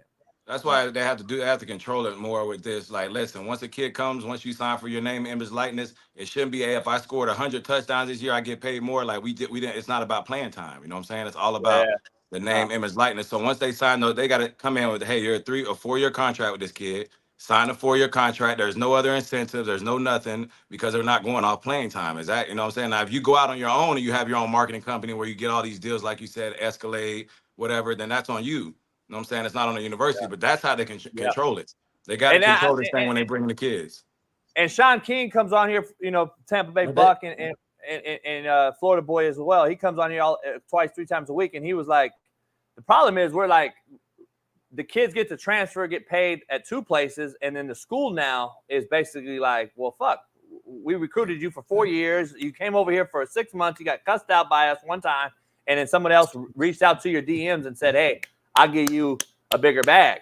And that's just creating a Pandora's box. Coaches do the same thing, though. Coaches do the same thing. Coaches do the same thing. ADs, everybody does it. You know what I mean? The simple fact it's been exposed now. It's kind of like, the best way to explain it, how it's been exposed, is how the NFL is and the Green Bay Packers. The Green Bay Packers are owned by the state. You know what I mean? So they have to show their gains, their wins, everything that goes on, to kind of expose some of the stuff the NFL has going on. You know what I mean? That's the same thing with college football. Like now the simple fact that kids are getting paid so simple, a lot of money at the beginning of their careers, people are like mind blown away from it. Like these ADs and these coaches weren't getting this, and they live in these multi-million-dollar homes while these kids are living in a dorm room stacked up together. You know what I mean? So like that's why it's like funny and hilarious, because the older crowd is like taking that approach of it. You know, but I don't know how they can fix that part. But what I will say they can do is a incentive part as far as like playing, as far as like if you win a what is it in college, All-American, or you win a trophy, as far as like the Remington or the Heisman, that stuff can be incentivized in the contract as far as playing wise. But man, NIL is named, as like Mike said, name, image, and likeness. Nothing else matters at that point. You know what I mean? They're trying to blow it up and be like,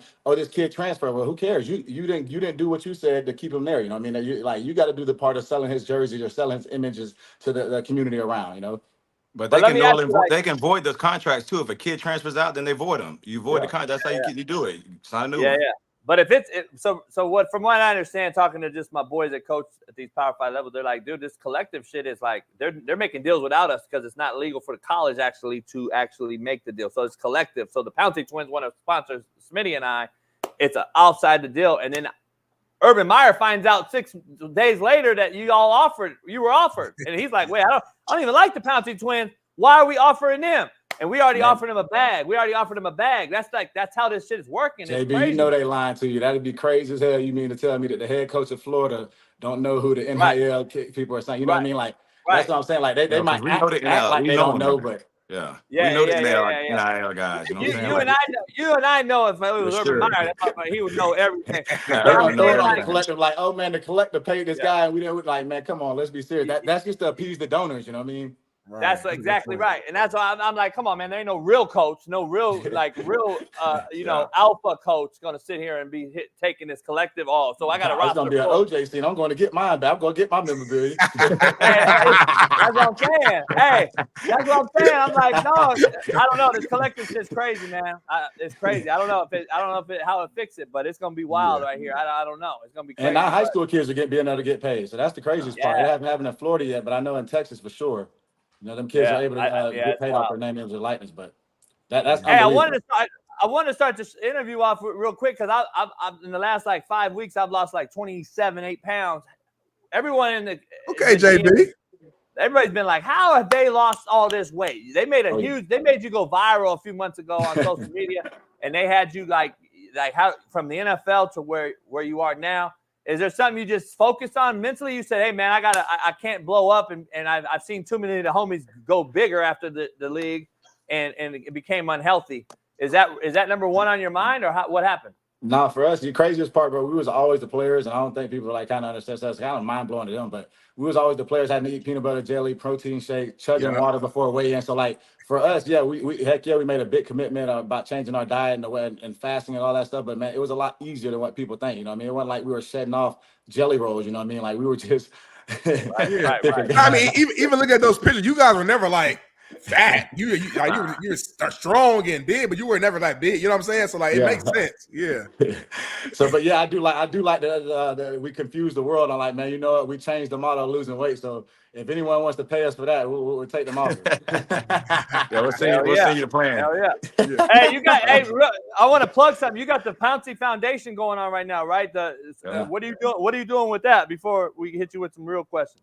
So it's going to be huge, bro. We the 26th and the 27th, the weekend, we have the Tiger Town. We do a big first of all, we used to do a big time football camp, but we kind of changed it ever since we got away from playing in the NFL because it was so hard on a day-to-day basis. That man, keep telling guys or reminding guys that, hey, the weekend's coming up. You know, we're gonna get your flights, be ready, set away your travel plans to come down. So we end up making it a big community event to where we made it a car show. We have a flag football games that go on. We have the community center where we have all the slides, the water slides, and then we bring all the local vendors to come in there. But it'll be at Tiger Town this year. We're doing a big golden ticket dinner for all the big decision makers in Lakeland.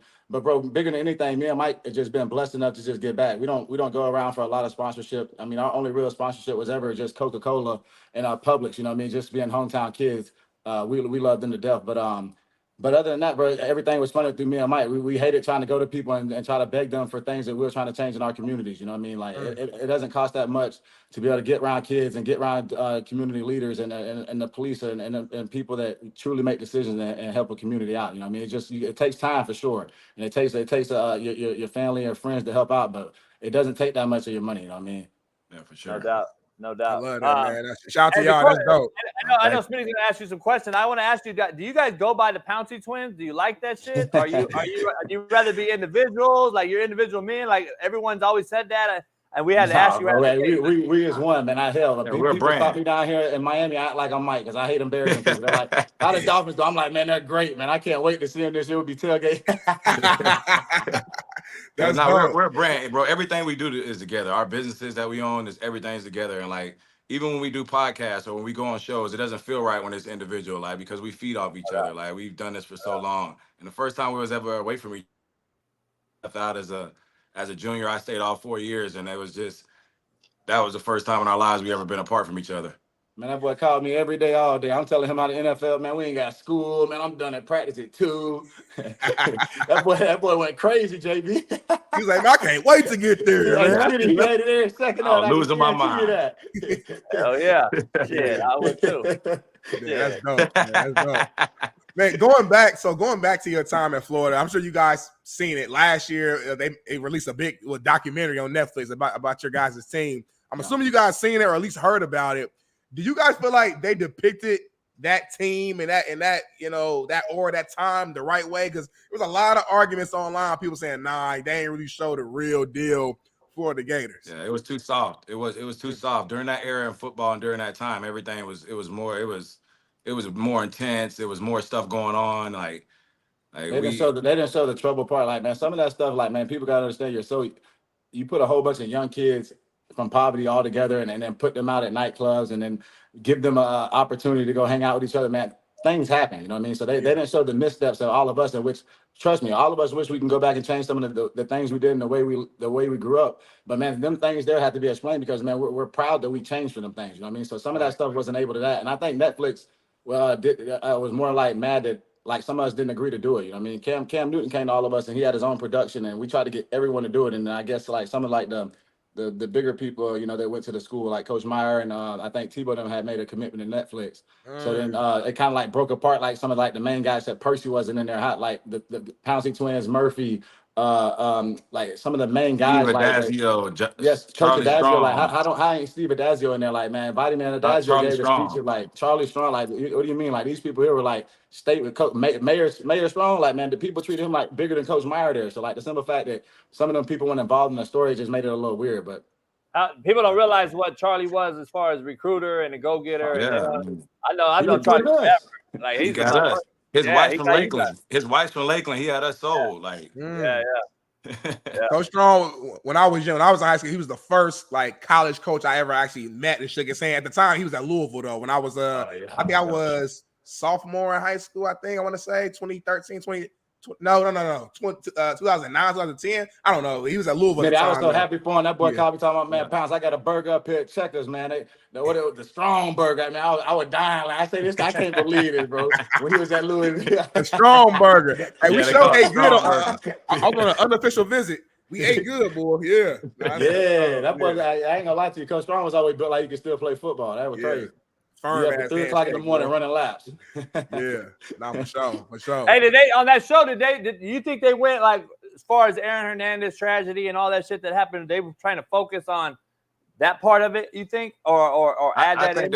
I think their focus was to just clean up Coach Meyer's image, just because like he was a guy that honestly everyone in his mind was like, oh, this guy just let guys run wild and do everything, but he was just a guy full of second chances, like. His thing was, man, these kids have no chance. Like, if you knew it, like half the guys that got recruited to where, he recruited from, they had zero chance. Like, so that for them to go up there and make a mistake, like by, say, getting a DUI or something, it's like, man, why ruin that guy's life when he knew the window of opportunity was so small, you know what I'm saying? So I think Netflix did a good job of clearing up his image and like what he was all about. But we wanted to see the real story of what Florida, how we won a championship with so many animals on that football team. Like, how do we keep it all together with so much trouble, so much stuff happening behind doors? Like how? I think that's what the real world wanted to see. Yeah, that's true, Mike. Because even with Coach Meyer, like, man, we love Coach Meyer to death, but like, man, we didn't appreciate him enough until we left. I understand like how he was like treating, like he was raising men. You know what I mean? All he wanted to do was the best, to give you the best opportunity and for you to chase it, not for anyone else to build it, but for you personally go out there and be your best. You know what I mean? And that's what guys couldn't understand us until you get to adult. All of us think we're adults when we're in college, bro. Listen, I wasn't an adult until I was down there halfway done with my career in the NFL. Let's be serious. You know what I mean? Like, I mentally, you know what I mean? Like, how I was hanging out, like, we was running around late at night. Like, it was just crazy. You know what I mean? So, like, I'm only laughing because I tell Smitty that shit every day on this show. Yep. I'm like, motherfucker, I quit saying you're adults at 18, motherfucker. You're not. And I try to tell these motherfuckers, I'm like, dog, that's the reason I named my book "Hate Me Now, Love Me Later," because the kids tell me that Jermaine Johnson, Pro Bowler, first rounder, on that show. Yeah, he was on that show and was like, "Hey, look, I hated Coach JB on the field at practice, and he was motherfucking me. But damn, I look back and he's like, that motherfucker took care of me, my girlfriend, got my mama scholarship, everybody. You know what I'm saying? Like, damn. Yeah, let me ask. I got a question I want to ask about Urban real quick. I've known Urban since he was at Bowling Green. We used to get on the board together. He was recruiting my JUCO in Cali with me when I was coaching way back in 02, 03, 04. And then he goes to Utah and everything else. Why did he fail in the NFL, knowing that you coach, you played under him in college, and then you played in the NFL. Why did he fail? Because we know college and the NFL is galaxies away, and I only had a cup of tea in the league. It's galaxies apart. It's not planets. It's galaxies for every other reason in the book. But why did he fail, you think? Name me a coach in the last 10, 20 years has been successful at the Jaguars. Yeah, that's another reason. But I can tell you, had an okay run. Yeah, I mean, but listen, though, what the real he reason had is, the though, honestly, best is that defense in all of football too at that point too, right? I think he had that. The real reason I think, though, is honestly because the NFL is a player-driven league, right? The players run the league, right? And so you can't run it the same way you run college, because college coaches are in so much control. Like, they control everything, the working out, the way you act, the going to class. They're like, basically, they're your next step to get to where you want to be. You see what I'm saying? Like, in the NFL, you're already there, right?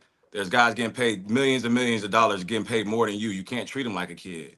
And Coach Meyer's way of, you know, he was like a psychologist in a way. Like, he played mind games. Like, he was very like that. And you can't do that in the NFL, because you're talking to guys now that, man, I have 4 kids and a wife at home. You know what I'm saying? Like, you ain't finna go around and talk to him any kind of way. And I think that was his only downfall, because the way he was as a player coach, you'd love him. But as he was tough, he gave you a chance after chance. Like, he would he would give his shirt off his back for you. But in the NFL, guys don't give a fuck about that. They care about a lot of different stuff. You know what I'm saying? They care about the way you run the program. They care about getting out of practice on time. They care about how you treat them in training camp. Like, that's the part that means a lot. Like mind games. Do not play mind games with anybody. With a grown man, like, it ain't gonna work. You know what I'm saying? So it's like that. That was the only reason that it wasn't successful there. And fuck you. I mean, you're with a first year quarterback. You with a lot of different players there. Like, that's why I'm saying that. Like, man, name them. I don't even know who his players were. You know what I mean? Yeah. Shit, I would have kicked the kicker in his ass. You know what I'm saying? Like, fuck. Like, I forgot about that. Let's go find him. We'll go kick him in his ass. We'll just put that story out. Like, right. That's the main thing. How the story get leaked? Like, come on, man. That's hilarious. Hey, you're one of my boys. I grew up out, West Coaster that went out there. But I think maybe you played with him in the league, not college. He's older than you guys. But Max Starks, Florida Gator. Man, that's my boy. That's my boy, man. That's Compton's finest right there. His little nephew just got fucking kid that I coached. Max's sister's son got shot in the fucking face, man, a couple weeks ago, man. They just had a funeral. And, I think you know Big Trav too, right? Travis Johnson. Yep. Played at Florida State. He's also from Compton. We grew up together as well. He younger than me too, but a little bit. But that was his like uncle, the kid that got shot. So him and Max are like this. It's fucked up. But I know. Plus, we have the Timmy Norland connection as well. So I know. I know we got some crazy Timmy. Yeah, crazy Timmy. Let me ask you real quick on that. Don't forget my boy Coach Fred. You know Coach Fred too from Alcorn. He's a Polk County boy. Yeah, Coach Fred. That's family. Fred texted me yesterday on the show. It was like, or 2 days ago. It was like, tell Jake to hit me up. I gotta call him back.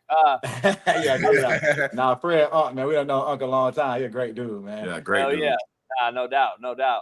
That's crazy. Hey, let me ask you something right now, just so you're outside looking in, and I know you're still connected because you're legendary guys from Florida as a Gator.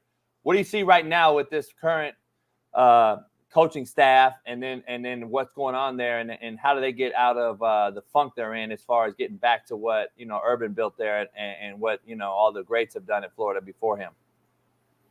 I think you got to give them time. Honestly, like, man, when you come in there and you're trying to establish a organization like the University of Florida's been, it takes time to get recruits in there and the right type of guys, especially where college football is headed towards right now. You know what I mean? So are you fans of Napier? Yeah, we love Napier. We love Napier. I love how the coach, like, the university loves him first of all, and his players loves him. You know what I mean? Like, this ain't anyone that never came out bad and said anything about Napier, even after they transfer schools. You know what I mean? Let me ask you something. You go to the University of Georgia now, he still ain't came out and said nothing about Napier. So that alone just tells you that the school has great coaches there. You know what I mean? And the organization alone is just a staple there. So I think they just got to give them a little bit more time, because the coaching staff that we had in the past was coaches that came back and loved. Mullins was absolutely one of our favorite coaches. But whenever you're coming back and you're such established, like, it's hard. Like, Coach Napier is at a different grind in his life. You know what I mean? He's trying to find more success in his life right now. And I just feel like, man, that's good for our university, especially with the recruiting class he got coming in. We still got the quarterback that just came back, and then DJ Lagway is going to be a game changer for UF. I honestly think that. Let me ask you something, because I did a viral video last year when there was a kid walking onto the field and slapped one of the young coaches' arms off of him and was like, "Hell, get off me, motherfucker!" And he went back in the game, and I was like, "Billy, you gotta grab that motherfucker." I said, "At this time, is it a knock on Napier for not doing that, or is it a knock on what the system has created in this landscape? Because if Napier does do that, does the motherfucker transfer now? No, you know what I'm saying? Is that where we are? Yeah. I don't think so. I don't think so. I just think that, listen, we don't know what Napier told that kid after the game. We don't know the punishment he went through. We don't know any of that stuff. You know what I'm saying? And like a lot of the times in the heat of the moment, it's like, man, you avoid big situations that you can handle behind closed doors. You know what I'm saying? Like in that moment, you got one of the biggest games of the year. You got one of your best players and you know how magnified stuff gets. So like I think a lot of stuff, even probably with that kid, like he probably seeing that, watching it over and over, and he probably hates it. Like it's a bad look. And it would have been an even worse look for someone of them coaches to snap on them and them, you know what I'm saying? So like for me, I think like unless you're there full hands-on and you know the whole story, it's just like it's too hard to pass judgment on it, because we've been there before. Like we've been those guys that have been in situations where the whole world thinks it's one thing and it's a totally different thing when you know what the truth behind everything. You know what I'm saying? So like for us, I don't want to give a knock on the kid, and I damn sure don't want to get a knock on Napier for not standing up, but it's just a different day and time, man. Like a lot of that stuff's been happening. It's happened for years, bro. It's just that stuff has never been caught on camera. So the one time it gets caught on camera, it's like, why do we, nail this guy to the cross for it? You know what I'm saying? Like, I don't agree with that. The extreme left would have came after Napier if he had chased after that kid. Like, trust me, that would have ruined him, made him look like a bad guy. Like, even with the Myles Garrett thing, when he's throwing the helmet, right? He's throwing the helmet. That's happened so many times before, and I've been there. I've been a guy that's done it before. Like, it's happened so much times, the camera hasn't caught it, and it happens in practice. Right? On about 25, 30 dudes in the NFL. Exactly. You know what I mean? So you just gotta understand, like, you're playing it's a combat sport, right? It's crazy. It's the most physical one. Sometimes you lose your mind. Hey, I would have choke fucked the shit out of the kid, but that's me. But look, after shake lines, hey, keep it real. And shake lines, though, as a coach and protector of my babies, keep your motherfucking hats on, because if a motherfucker swings that helmet and hits you in your head, that was street code 101 after a game, right? Like keep that shit on. If we get 100%. Into it, because we just think about this though, JB. Think about this. We glorified in hockey. Man, the referees pause, everyone stands around like they got the cameras now on ice. They got the cameras on ice, follow them around. You get a close up. I say, boy, this can't be. You see what I'm saying? So like you see it in the NFL, everyone's like, oh God, suspend that guy. Bad dude, fine him $200,000 for throwing a punch. But like shit, NHL, we're all like, man, punch him more, keep hitting them. You know what I'm saying? It's like, hey, they teach us how to fight. They lift the jersey, get the jersey over his head, and then hit him on the top. I'm like, right. Exactly. It was people in the media, if y'all remember, was saying Miles should be arrested damn near. I was like, what? Go to jail? Like, come on. And that's why as us as pros, we always, you got to say the right thing, right? Because everyone's listening, everyone's watching, right? But at the end of the day, it's like, bro, man, they glorified in NHL. They fine us $250,000 for throwing one punch in NFL. It's like, what? It don't make any sense. But it's like you can't go against the league, right? Yeah, policies. They got a policy in place. So hey, we got you, man. We got to. I'm gonna try to. I want to see what we can do to get you guys on once a week, once a football. I love it. I love this. Yeah. We got you for a couple minutes. Let me ask you guys, both of you, where do you expect the Chargers to be, and then what do you think, Marquise, about Mike Tomlin? I think Mike Tomlin's top 3 coach in the NFL. I think he's like top 2 in the NFL right now, behind Andy. Where are you at with the Steelers still being above 500 his whole tenure? And where they are headed right now, especially with the double-headed QB situation with Justin and Russell. And then what do you think about the Chargers, Mike, and what's going on there with Harbaugh's hire? Now listen, I think for Harbaugh, I think he's going to do amazing, right? He has a brother that's done it. He has somebody that has a blueprint for him, and I use my brother as an example, right? My first year when I came in the league, it was so easy for me because he had already told me everything to expect, right? And I think Harbaugh's seen other coaches, and he's done it at the college level and the NFL level. He's coming back. Now, when he was with the San Francisco 49ers, right? Amazing football team, right? Yeah. So now you're coming to a team where you got to build all that. But I think he's built a great staff. I think he's had the experience in the NFL and college level, and he knows that he's been out for a while, right? So his brother has been in it still for a while, so he knows exactly what's changed and what to expect. So I think they're going to do great. Plus, he has one of the best quarterbacks in the league. This guy's going for 6,000 yards every year. Hey, Harbaugh. Like, but Harbaugh's he's just smart, right? He got another big ass lineman in the draft. They already had one big ass left tackle. You know what I'm saying? Like they're building this behind the quarterback in that line, and I think Their defense is amazing. Derwin James, Polk County, baby. Dorian James, you got Bosa, you got Khalil Mack, you got all these guys. Like you just needed the right scheme and the right staff, right? Because that's big in the NFL. That's what Mike was talking about. That's the 70, 30, 60, 40, however you want to put it. You know, the players and the staff. Like without the players, it ain't happening. But without the staff putting you in the right position, knowing what third down plays to call, knowing when to go at the right plays on the goal line, knowing defenses to call, like football doesn't make sense. You can have all the best athletes in the world. If you don't have a great structure, it ain't gonna happen. 100%. But to answer your question about Coach Tomlin, I will say, man, I played with a lot of coaches, and by far, Coach Tomlin is the best coach I've ever been around.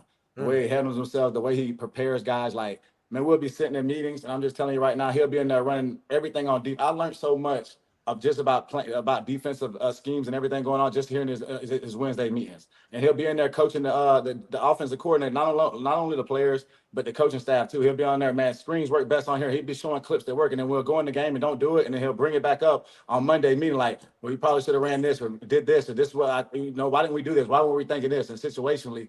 But I will say, man, the best leader of men I ever been around.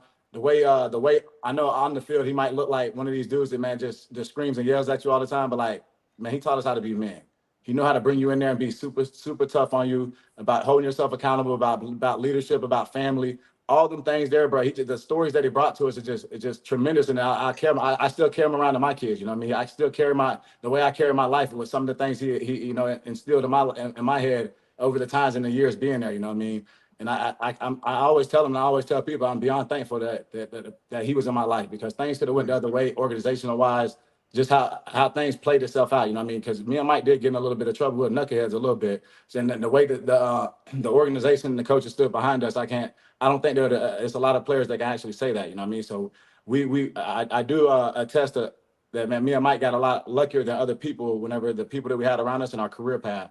But I will say the quarterback situation gonna be sticky this year. You know how that is, man. When you got a quarterback that's won a Super Bowl before, and then you got a young up and coming star that was the one of the highest draft picks in the NFL history, now on the team, and I think he could be a hell of a player. Like obviously he went to the Chicago Bears, and I know sometimes people think when you get drafted to the NFL, like, man, you're on this amazing football team, this mega organization, but sometimes it doesn't work out like that, man. Sometimes organization takes slumps or lows with players and how the facilities ran. So I don't think he ever had the advantage of a full football team and to be able to be around true leadership. Because when I got drafted, bro, I'm telling you right now, it was Casey Hampton in the locker room, Troy Polamalu, James Harrison, Ben Roethlisberger, Hines Ward, it was Heath Miller. And then obviously my O-line, Matt Starks, Willie Colon, Trey S, Chris Kimiatu, like it was so many guys that was already there that like helped me and like lead the path for me and kind of showed me the way. And then hell, when I did step outside the line, when I thought I could, man, they were dragging me back in. Even though I was pulling away from it sometimes, man, I had about two more dudes pulling on the back trying to drag me back into it. So I don't think he had that. And the simple fact he's with the Steelers organization now, man, you ain't heard not one bad thing. The way he's handling himself, like even he came out and said it, like, man, mentally I'm different, because you start to see it. And I tested this thing, because me and Mike used to argue all the time about, man, when you have a franchise quarterback there, the game's different. And I'd be like, bro, what this? I'm talking like I didn't understand it, because every single game I played with Big Ben, and then the one year Big Ben got hurt, it was like I called Mike. It was probably like the 56th game into it, and I think Mason's an unbelievable quarterback. I think he can win you a lot of football games, but man, when you have it's an it factor to players. Mm-hmm. Like, man, it's something that you can't coach. It's something that there's no way that put that person, another person in that situation that can do it. You know what I mean? And Ben was one of them type players. And then when Mason got in there, hell yeah, he won a lot of football games. He was successful, but man, football got harder. It was like, I was blocking for an extra 2 seconds. You know what I mean? They're like the one time, and I was like, there's no way we don't get it. We're gonna get this play. We didn't get it. I'm like, how the hell is that pop? Like, why, like, there's no way. You know what I mean? Like, why didn't you see this, or why didn't that happen? You know what I mean? Like football, if you don't have that person there, like I'm just telling you right now, like I was in the extra ice tub. I'm like, man, I got to stay in a bit longer, but they wanted me to practice on Wednesday. Listen, Keith. Now you see why I value those three Pro Bowls that I got with the Dolphins. I value those more than ever. The Pro Bowl I got with the fucking Chargers with Phillip Rivers back there, the easiest one of my life. Like, easy for you to get that ball out. Right. Man, when you got AB out there catching shit on the side of his head, and Big Ben, I don't know how Big Ben targeted right there like a missile, and that bitch think, and that bitch stuck like a glove. I'm like, shit, no one else making that play. Yeah, right. Hey, that's what I'm saying. I tell Smitty every day, I said, this is the lowest this is as a collective unit. This is the worst I've ever seen quarterback position being played in the NFL. I'm just saying, it's because we don't have those guys no more. They're moving around like crazy. Look, I mean, just look at it. We got rid of Justin Fields for a Chico stick and a piece of string cheese, dog. It's like crazy. They didn't get nothing for him. They got rid of your boy Mason Rudolph. They got rid of your boy what's his name from Cincinnati, Ritter. They got rid of him 1 year in Atlanta. They got rid of Atlanta. That was dumb. This is just this is the quarterback. I just like. I mean, right now, but the league is like a win now league. Zach Wilson, what the second or third pick or something? That class alone has nobody like that. Nobody in it left. I will say we got a couple studs though. We got Mahomes, Justin Herbert. We still got them type of guys that, man, we're looking at like, man, y'all have to be the next ones to carry the NFL. I mean, I can't leave out my boy.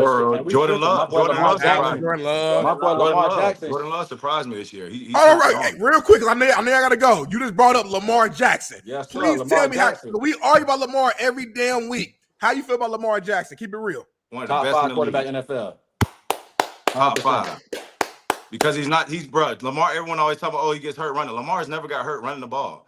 He got hurt standing in the pocket, just like every other quarterback. You know what I'm saying? Like, that's part of it. Like, that's what makes it. We played them twice a year, and that's our division. I'm telling you, we played a lot of teams. And I'm telling you, when Coach Tomlin's up there talking about quarterbacks, Lamar Jackson was one of them dudes we had to scheme for the whole entire game. The whole practice. Quarterbacks, man, get after the man. Tell the rushers get after them. If you're gonna like Lamar Jackson, I don't care. You get after them, you got to do everything. Chase them, grab them. They got to game tackle them because he ain't coming down easily. Now, JB, I know you don't like listen to me. I know I didn't play in the league. I played at college. I know I'm young. I'm 30 years old. But these are two legends right here. Florida boys played in the league, played against Lamar. You heard what they just said. What's your reaction, JB? Scared. I didn't hear either one of these motherfuckers talking about. I didn't hear one of them talking about they was worried about him throwing the ball on us. I didn't hear one of them. By the way, he gets hurt. He gets hurt running. He gets hurt in the pocket because he's been running the whole motherfucking game. Let's keep it funky. Let's keep it real. I love Lamar. I like that. I'm just saying, like that, JB. You got to stick with your argument, baby. Don't change. But listen, I can't for him to win the MVP and have the many passing yards and rushing yards, like he's a unicorn. So if we're gonna put him anywhere in the NFL, put him as a unicorn. Don't put him with Tom Brady and Aaron Rodgers. You know, damn, my boy that's our boy too. He's still playing. Hey, my boy coached him in college, and listen, this motherfucker's like, dog, this guy is the greatest kid, greatest character. I've never said anything bad about the kid. I just don't think he'll win a Super Bowl because he's going to miss something that's open instead of use his feet. And then later, I don't know how sustainable it is. I know he wins during the year, and that Trent Dilfer won a Super Bowl. Zay Flowers. You don't think Lamar Jackson? Hey, JB, you don't think Lamar will? Hey, that's my point, though. I'm like, dog. I've used that reference, by the way, though. I've used that reference, and I'm telling you, hey. But guess what? He gunned that motherfucker to Shannon Sharp. He went 99. Lamar, it takes more. Listen, defense wins championships. That defense step up for Lamar, I guarantee he's gonna make enough plays. And listen, they would have. Zay Flowers fumbles. Zay Flowers fumbles. Zay Flowers penalty killed the game, bro. It wasn't Lamar Jackson, bro. That was they would have won. It wasn't Lamar Jackson, bro. It's like the Pelsi twins watch this show. Allen too, Mike, with Buffalo. I say this every time.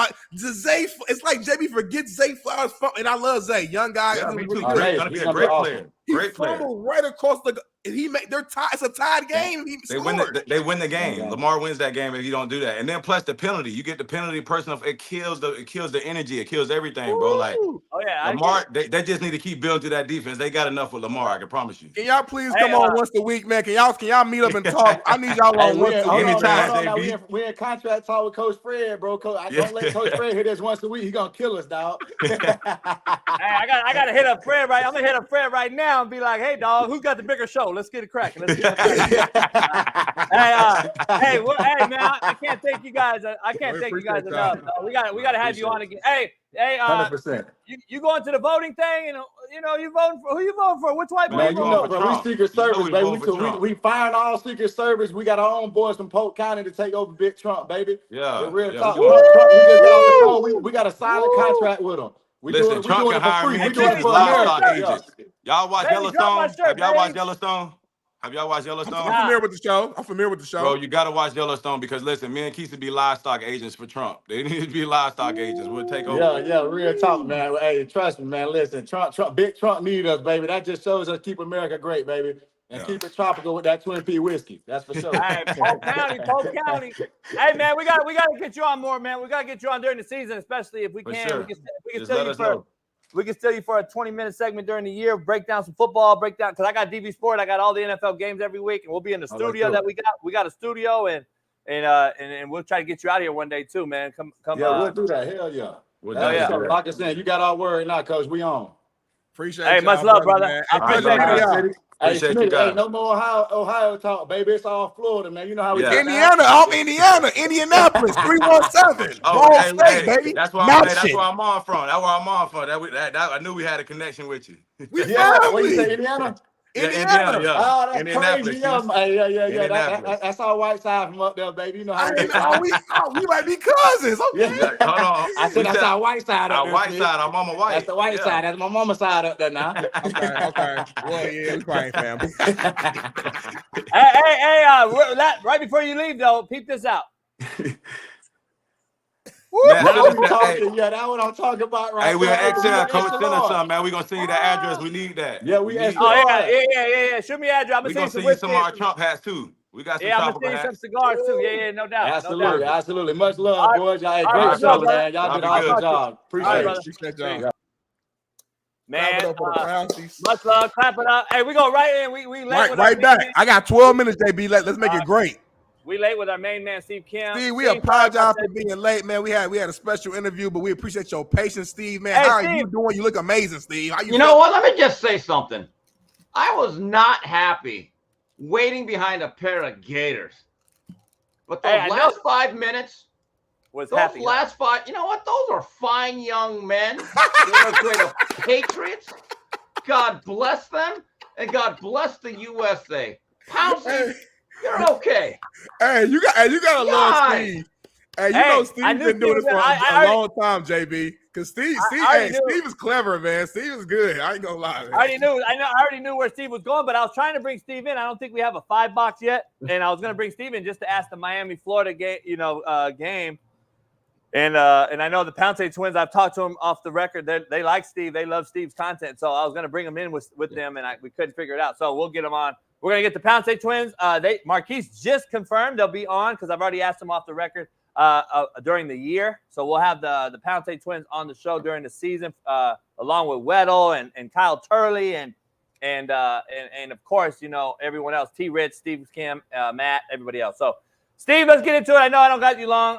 Appreciate you coming on here, but where are you at with this Paul Feinbaum saying that Lincoln Riley should have been fired due to his coaching performance last year? Fired? No. I think he's engaging in some hyperbole. But, Coach, I know you agree with me on this. USC has to have some buyer's regret. Because, look, they absolutely thought that they were getting a playoff-level coach, which he's been to the playoffs. But right now, ask any USC fan, would you rather have the guy you have now or the guy in Eugene, Oregon, building a monster in Dan Lanning, who's dominating the West Coast recruiting scene and branching out nationally? And the one thing about Lincoln Riley that I think has really been disappointing, and Coach, you know this firsthand, he's alienated a lot of the high school coaches. You're not allowed to view practices. You're not allowed to be at the facilities as you once were. You have to do that stuff nowadays. You have to be a program ambassador in a lot of ways. Look, this is a big year for Lincoln Riley. I'm not saying he has to win the new Big Ten or go to the playoffs, but he has to win 8 to 9 games and show improvement on defense and show that he's a complete football coach. Or I'm not saying the seat's going to get warm. I do think there will be heightened scrutiny. Steve, I started the show off with my take, and I said California has no more blue blood schools. USC is a failed program. UCLA is a program failing. San Diego State just isn't big enough on the national scale. Cal and Stanford are in, let's face it, 2 shithole third world countries right now, and it's hard to get in academically. It's very hard to get in there academically, and then who wants to go pay the taxes and come to California?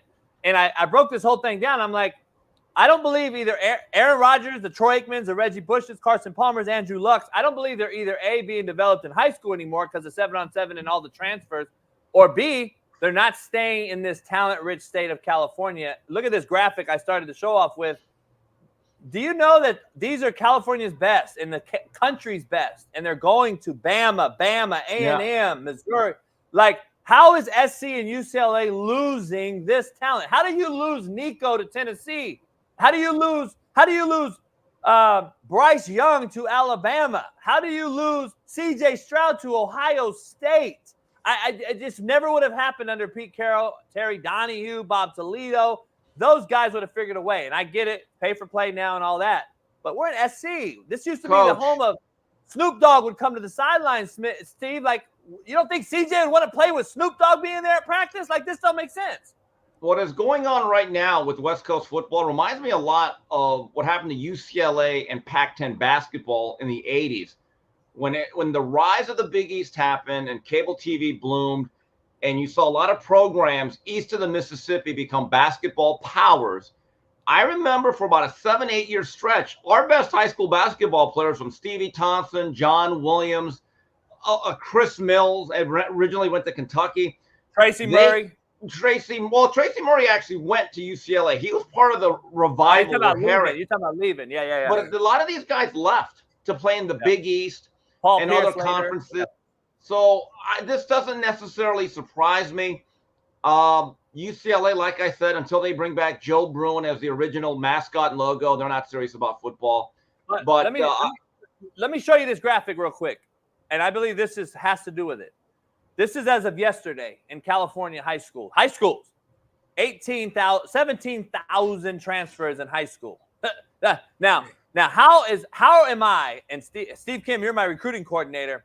Hey, Steve, the kid at Corona Centennial, make sure you're on his ass. Coach, sorry, he's not there no more. You don't think this happens in Florida? I heard in Florida it does. that Pop Warner kids change teams. It does, but that's seriously. my point. I've been told that there are kids who are 12 years old that have played Pop Warner or Optimist ball, that they've already changed parks and teams 3-4 times. It's happening I don't know everywhere. if it's just a California thing, Coach. I really don't. It's not. But the point I'm making is California being so populous and as big as it is almost an impossibility for these guys, unless you're their number one guy on their board, to track him to 4 different high schools. Florida's a little more compact. It's a little more talent rich in certain areas. Like, let's just be honest. We're going to go up to the Panhandle in Florida. There's very few compared to Miami, Dade, Polk, Lakeland, Orlando area. Yeah. So, like, you come to California, you got to go from top to bottom and then say, okay, well, why did this kid go from – because we got kids now from Northern California coming to Southern California, and then they'll transfer to IMG in Miami. Yeah, I mean, Coach, there are kids, believe it or not, that actually go there's a couple of kids that transfer from California to Miami Central. Yeah. Which is the most famous for me for having Reuben Bain, and I believe Willis McGahee went there years ago. That is a consistent producer of Division I talent, but kids are now coming into Florida from other states beyond IMG. But look, here's the problem. Going back, this is where FC is going to have a problem, and every school's gone through this. Once you lose a foothold in your region and a team start rating it, it takes years to get it back. It really does. And right now, Oregon is the school on the West Coast. I think Oregon is a shoo-in for the playoffs if they have any type of help. I think they're a top 3 or 4 roster. And that's going to be the school that even kids at Mater Dei are going to say, you know what? We have an SC tradition, but we kind of like Oregon. In fact, I think they got a defensive tackle that was a top 50 player from Mater Dei who's now at Oregon. Everyone was on him. So, look, this is a big year. And I do wonder about West Coast football, because when I thought of West Coast football, I always thought, it's the Pac-10. Pac-10, Pac-12. Now I think of a bunch of schools spread out, and a couple of them are in the Big Ten. It doesn't make sense, Steve, but it is what it is. Steve, listen, I've been recruiting Central for a long, long time, the whole area. I recruited, if you remember this couple names, Stanley Jean Baptiste. Yes, Back in 11, 12, he was almost going to be a JUCO kid. I was recruiting Stanley Jean Baptiste. Plus, if you remember, the original Antonio Brown went to this same school, and so did Najee Davenport, because I recruited Najee back in 01, 02 out of Central. And then, Dalvin and James Cook went there, and so did Devontae Freeman. Yeah. So they've had guys. Like, Najee them out, was late 90s. He was one of the Butch Davis guys. His freshman year, I believe, was 97, and then in 98, people don't remember Najee with 2 good knees. He could have been Marcus Dupree. He would have actually probably been the guy on that national title team. But I was actually at the game where he blew out his knee against Ohio State at the Kickoff Classic, Smitty. Before you were even born, they used to have this game called the Kickoff Classic in New Jersey, Smitty, and it always signified the beginning of college football. There was no such thing as week 0. So what they used to have is a game in New Jersey called the Kickoff Classic. Miami played Ohio State. Santana Moss put on a devastating show of playmaking. And then, Smitty, they used to have a kickoff game. I think it was sponsored by Disneyland on the West Coast at Anaheim Stadium. And I went to a couple of those games. Florida State played BYU one year. I remember USC got hammered in John Robinson's return by North Carolina with the young Mac Brown. But those were the days. Now we have week 0 and teams playing in Ireland, guys. FS Georgia Tech. Get ready. The good old days, man. The good old days. Staying in college football, though, I want to ask you another question, Steve. Was 6 figures worth of NIL payments I saw had been withheld from Georgia because of traffic related incidents. Yeah. Georgia specifically, I think JB had 24 of those. I think since the beginning of 2023, all coming from Georgia. I mean, do you think this is a fix per se as far as them getting withheld the money, or what's the solution to fixing this traffic related incident problem in Georgia? Well, I have a question. What if those NIL companies were a sports car or an all-performance Yokohama tire? Wouldn't that fit in? But here's the thing. It's an incentive. It's not a fix. It's a deterrent. Right. Don't be Mario Andretti out on the open roads. But I think you probably need to do this. I'm sure the legalities have been worked out. But look, there comes a point. I heard the conversation with the Pounceys. You need to start making the NILs and the letters of intent concurrent with each other with multi-year contracts. So if you don't want kids just transferring out after 6 years or 6 months on your campus, you got to tie this in. And we have to be honest about it. This is no longer amateur athletics. This is pro sports, have contracts. And with a lot of contracts, Smitty, come with morals clauses, behavioral clauses. Right. So I don't think this is anything out of the ordinary. I don't think it's revolutionary. I do think we'll hear more and more about such clauses as these. Hey Steve, real quick. I had the Pounce twins were on, and do you correlate or relate or associate Georgia and Kirby Smart being super uber talent rich, probably last 2 years most talented roster in football, 2 national titles, to that Florida team that had super rich talent but had a lot of issues off the field? They made 30 for 30s with. We just had two of the main people on the show just now. Are you starting to see that trending upwards though? Well, I mean, look, the Florida teams obviously had a lot of characters, but look, they were dynamic and they nearly won 3. Alabama got them in the 2009 SEC game, which really kind of hastened the downfall of Urban Meyer. That's when he started having heart issues right during that game. Okay. The Georgia thing, look, they have issues too, but it's mostly due to speeding and drag racing and being speed racer. I don't know if the problems are quite the same. Right. And I get the sense that Kirby Smart runs a little bit more of a button down culture outside of everyone going Indy 500 on their free time, to be honest with you. When I watch a Kirby Smart team, and I've watched the last couple of their spring games, you know what I love about what they do in the spring game? They actually tackle. Yeah. They're not just thudding after the first quarter. When I watched the Miami spring game, I thought the last half was unwatchable. It was just flag football. Georgia actually has their best players out there, and they kind of tackle hard. There is a mentality, and I think it's a testament to Kirby Smart that he still is able to run a pretty tight ship. I don't think that Urban Meyer had the hold or the grasp that he should have had at the end. That's the thing. I believe that Kirby Smart, what he's going to do at Georgia, will be more sustained than what Urban Meyer did. Because Urban Meyer's last year or two at Florida were not all that productive. And I think he actually, quote unquote, retired a year or two after the 2009 season. Yeah.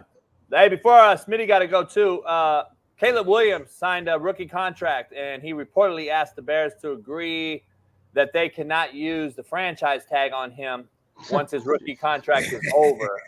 No NFL rookie has ever had this clause in their contract. And then I also heard there was some tax liability negotiations in there as well on how they forward paid his money. His agent, obviously, I would think, unless he's a genius, his agent, he has a good one, and they created a very innovative way of doing this. Do you see this being the new thing in the NFL from these NIL? This is NIL clearly trickling upward, right?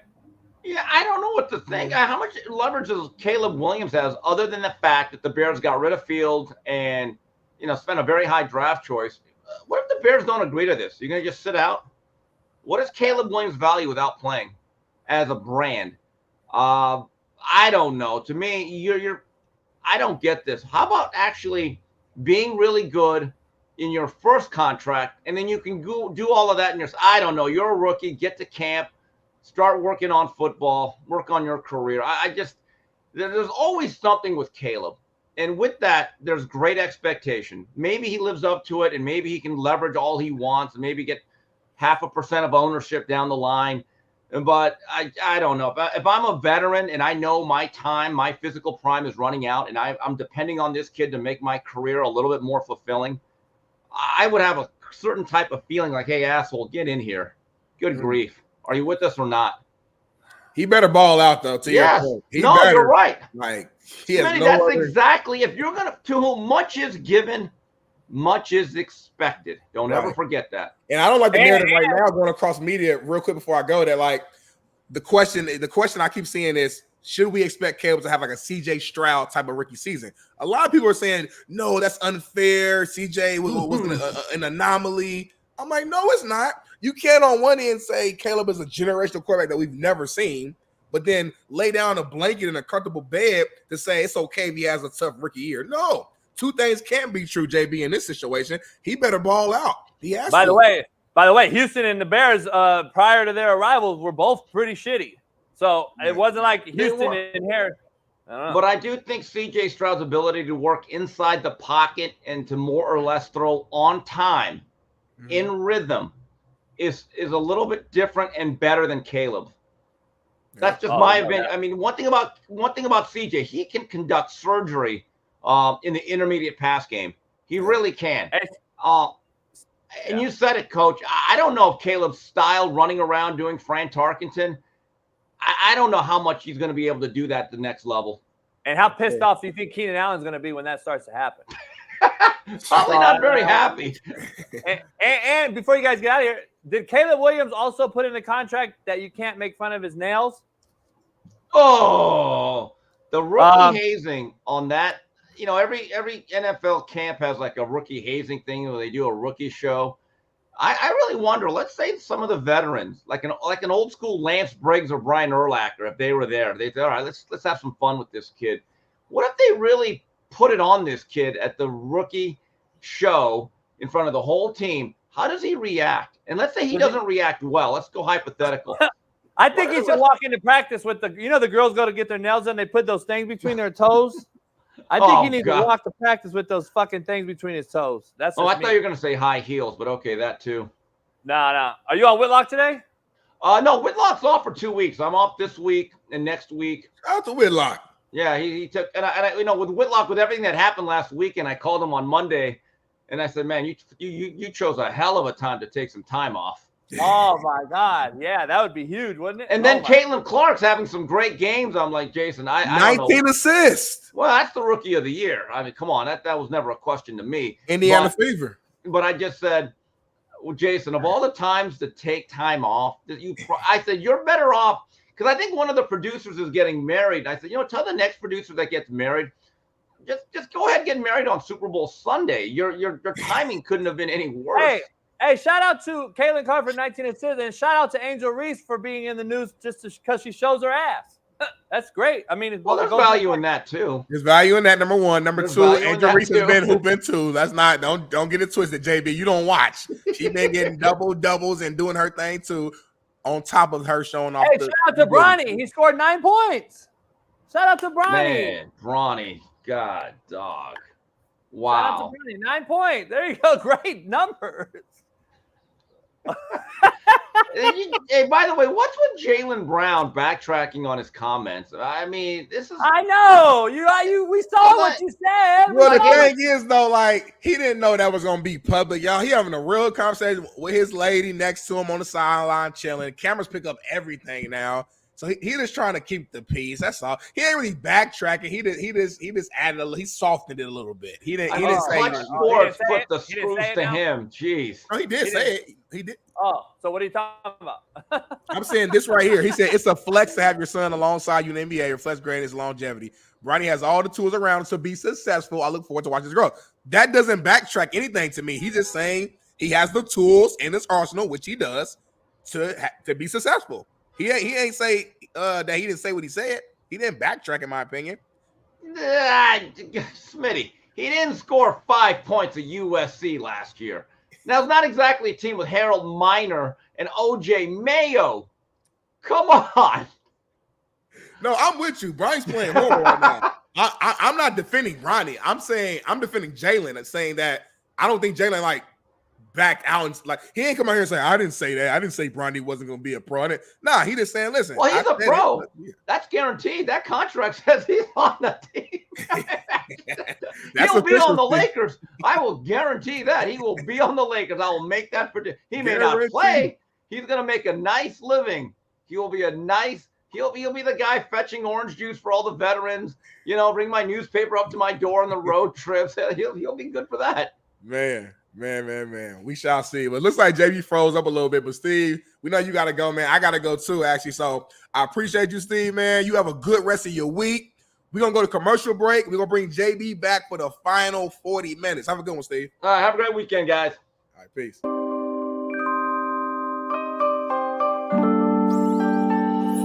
Luka has more points than the entire fucking T-Wolves team in the first quarter, and he starts off like he starts off, and we don't do anything. We don't throw a double at him. We don't close out. We don't put a face in. We don't meet him. If he's shooting from half court, homie, meet him at half court. Why are we sagging in the This guy's 4 fucking threes in the first 3 minutes, and we aren't even addressing him at the top of the line. He hits a 5th one. JB, there was nothing you can do to stop him at that point, JB. Yes, you brought him up. You brought him up close. He blows past you. You step. He don't blow past nobody. Man, he don't blow past nobody. Come on, you act like this motherfucker's Jordan. Come on, homie. Look, you act like Luka don't get past people and don't get to the rim. First of all, how about this, Vinny? You don't have to be fast to do that, JB. You play basketball. Don't tell me. Come on, you know more than that, JB. Your first step, your size, your body. Stop. You young cats that played in this and watched this current era, that when there's absolutely zero defense being played, you all think offensively that there's nothing you can do. Back in the day, yeah, you can. Yeah, you can. You know why? Because you didn't see only YouTube videos. You didn't watch great defensive teams that had pride in stopping people. And guess what it's called? Rules were different, JB. They can handshake. You can't do that shit now. You can't do that shit. Don't worry about it. I got you. This rule hasn't changed, and it's called denial of the basketball by great effort on defense. I am going to deny the basketball from Luka Doncic when he's hit 3 threes in the first 2 minutes and 4 threes in the first 4 minutes. I'm going to deny him the ball. That is what Kobe would have did, Rodman would have did, Pippen would have did, Rip Hamilton would have did, Rasheed Wallace would have did, fucking you name it. Ron Artest would have did. So that was the answer last night. So if they denied Luka last night, the game changes. Fuck, don't you think it does? You don't think so? You don't think it would have changed? They got fucking prime time out there. You think they locking him up to the point where he just can't get the ball? No, but I'm saying, how about we try to deny him the basketball? Did you see any effort at all on defending Luka with a denial mindset? How about we deny one of these two motherfuckers? But guess what we did? We worried about Lively and fucking the other Gafford. Instead, Kyrie goes for 36. Luka goes for fucking, what did he go 36. They both had 36. 36 and 36. It just, listen, you got 2 superstar players, man. That's what's gonna happen. They both had bad games last game. I knew it was gonna go off. I don't understand Freddie Mac and you guys that say he's still gonna get the ball. He is. Okay, still getting the ball when the ball's inbounded to me like this, and I have to now work on trying to get and create a shot. Man, get off me. Step back. That's Luka's specialty. Okay, versus getting the ball with no friction and I just do, boom. That's a fucking huge difference, homie. If I get the ball and I have nothing but three-point line and rim, it's a lot different than I have a guy denying me and I got to get the ball and now I got to work the post. I got to generate a shot. Guess what it does? It creates more energy for me. I have to expend more energy. How much easier is this catching the ball, nothing in front of me, Snoop, and then, hey, Snoop Dogg, what's up, Snoop? Talk shit. And I get to run back down court. Nah, motherfucker. Deny me the ball. Contrary to your belief, Luka actually likes when he has friction. And I know that sounds so okay, I know but it he's sounds not hitting stupid. 4 threes. I know like that sounds stupid. Luka he scores better when he has a body to be able to use his body to kind of You're literally proving my point, homie. You're literally I'm saying he plays better that way. I'm telling you. But you're telling me that he's going to have 4 threes in the first 3 minutes with a guy denying him in his face, rather than no friction at all. It's coming down straight rim and no effort expended. No energy expended.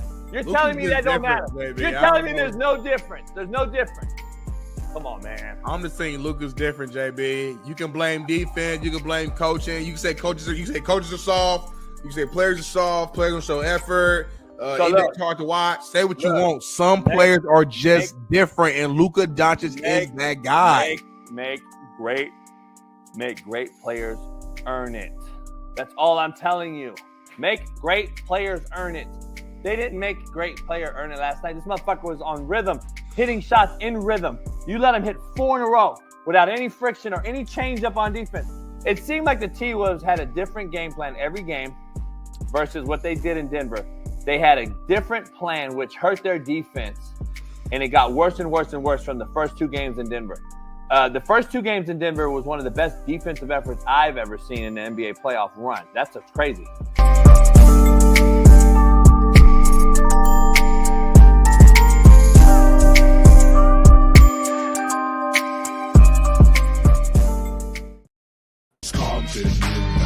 Without a doubt, it's Compton in the house. Without a doubt, it's Compton in the house. Without a doubt. Yes, sir, indeed. Compton in the house. Let's get it cracking. We're about to get a little political for all you fucking haters in the building and in the room. Make it make sense real quick. Brought to you by Prize Picks. Head on over there. Use the promo code CoachJB. Make it make sense, man.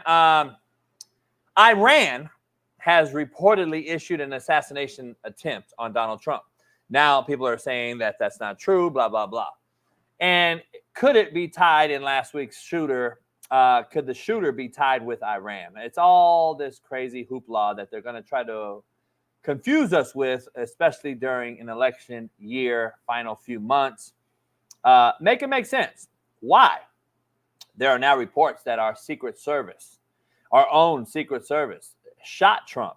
Why the shots were not as loud as a usual M16. Why would that be? Because they came from inside the room below the sloped roof of the apparent shooter.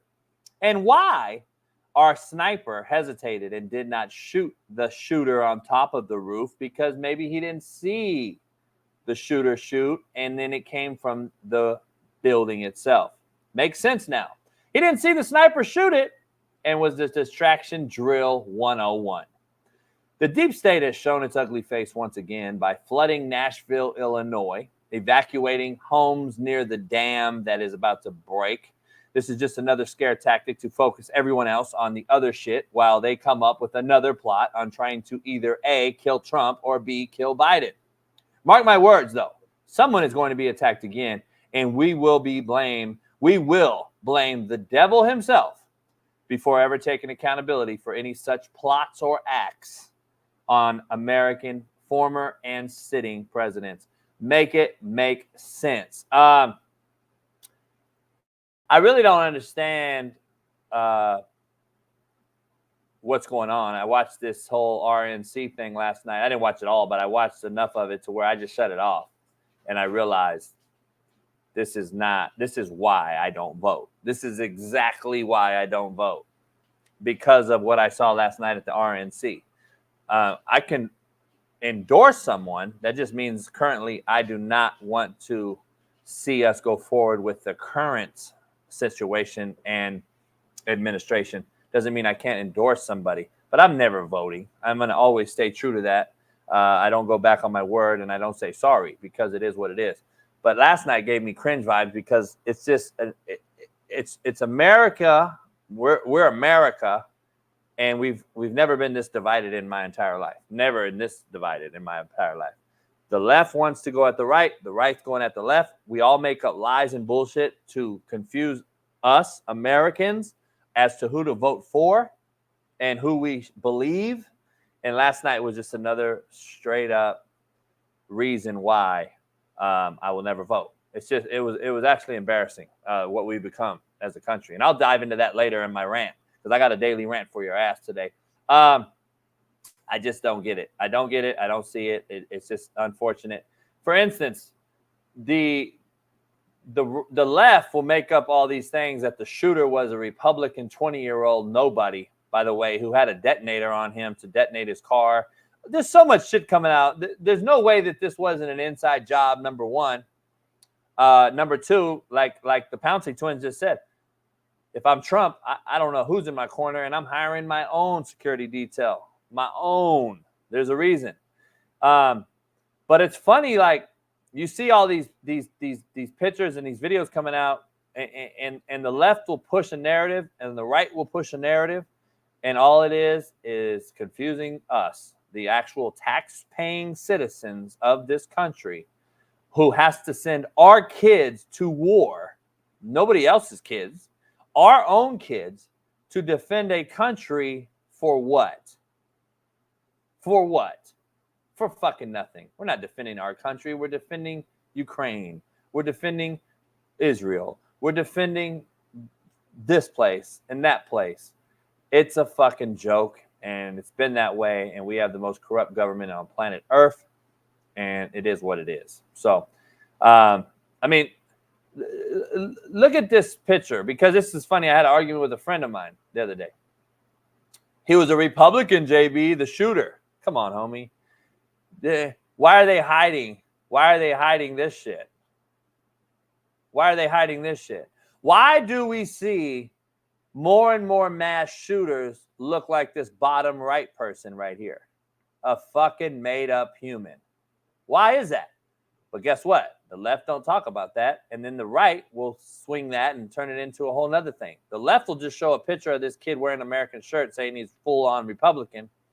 But then you have all his high school teammates or his high school classmates saying he's hated Trump forever and it was just a matter of time and blah, blah, blah. This is smells like shit, smells like lie. Inside job, 1,000% inside fucking job. And I'm just telling you, it is what it is. Made up humans can be Republican, D. Jones. Not my point. You didn't listen to the point again. The point is we push a narrative that he's a Republican, straight-laced kid, but he's not. He's a made-up human, which probably, D. Jones, let's be honest, right now, based on what's going on in America, he's probably a left-wing nut job. Let's just keep it funky. Come on now, homie. Like this Harry Sisson kid. Come on, dog. You don't think that kid is fucking being paid by a Biden administration?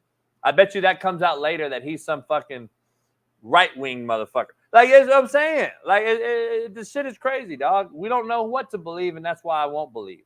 And that's why I won't vote. It is what it is. That's just why I won't vote. So it's very interesting.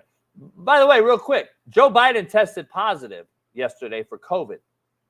And he was seen very, very, walking very gingerly up an airplane. Okay. So he's experiencing mild symptoms. Do you know the cold part about it, though? Because I got my boys in Vegas and live there. Shaun King lives there. He said that shit was a crazy shit show yesterday in Vegas because he was there. I asked yesterday on Twitter, where's his fucking mask at? I thought the mask and the booster shot and 1,000 shots that this guy's taken was going to cure the COVID-19. Remember that? But he don't even wear a mask. It's an absolute fucking mockery, dog. It's a slap in the face. And everybody that believed in wearing masks and 6 foot and all this old shit, you guys aren't very smart. I'm just going to be honest. Or you're not outside the box thinkers, or you're yes men do boys, or you're part of the puppets in the puppet show, or you're just fucking dumb. You're just fucking not smart. Here's the problem. Do you know Biden, less than an hour before that video we just saw, was kissing and hugging general public in Vegas, and then all of a sudden he got COVID? Make it make sense, dog. No, I believe the Democrats said, you know what? Let's get this motherfucker on a plane and get him out of here. Or that was their plot on maybe trying to get rid of this motherfucker and offing him. I'm like, uh-oh, here it goes. One of these motherfuckers is getting out of there.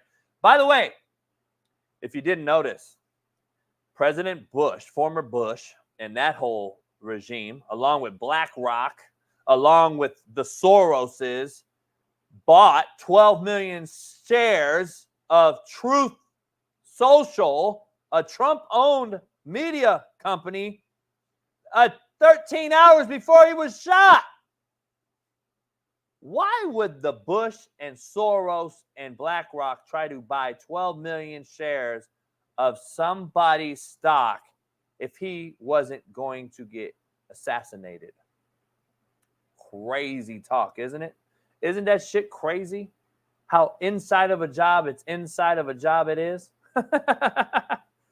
How is that? Have you not heard that story and seen the story? Have you not seen that he had Trump's 12 million stock because they knew he was going to be assassinated? What does that tell you, though? It doesn't tell you, because Bush is a Republican, right?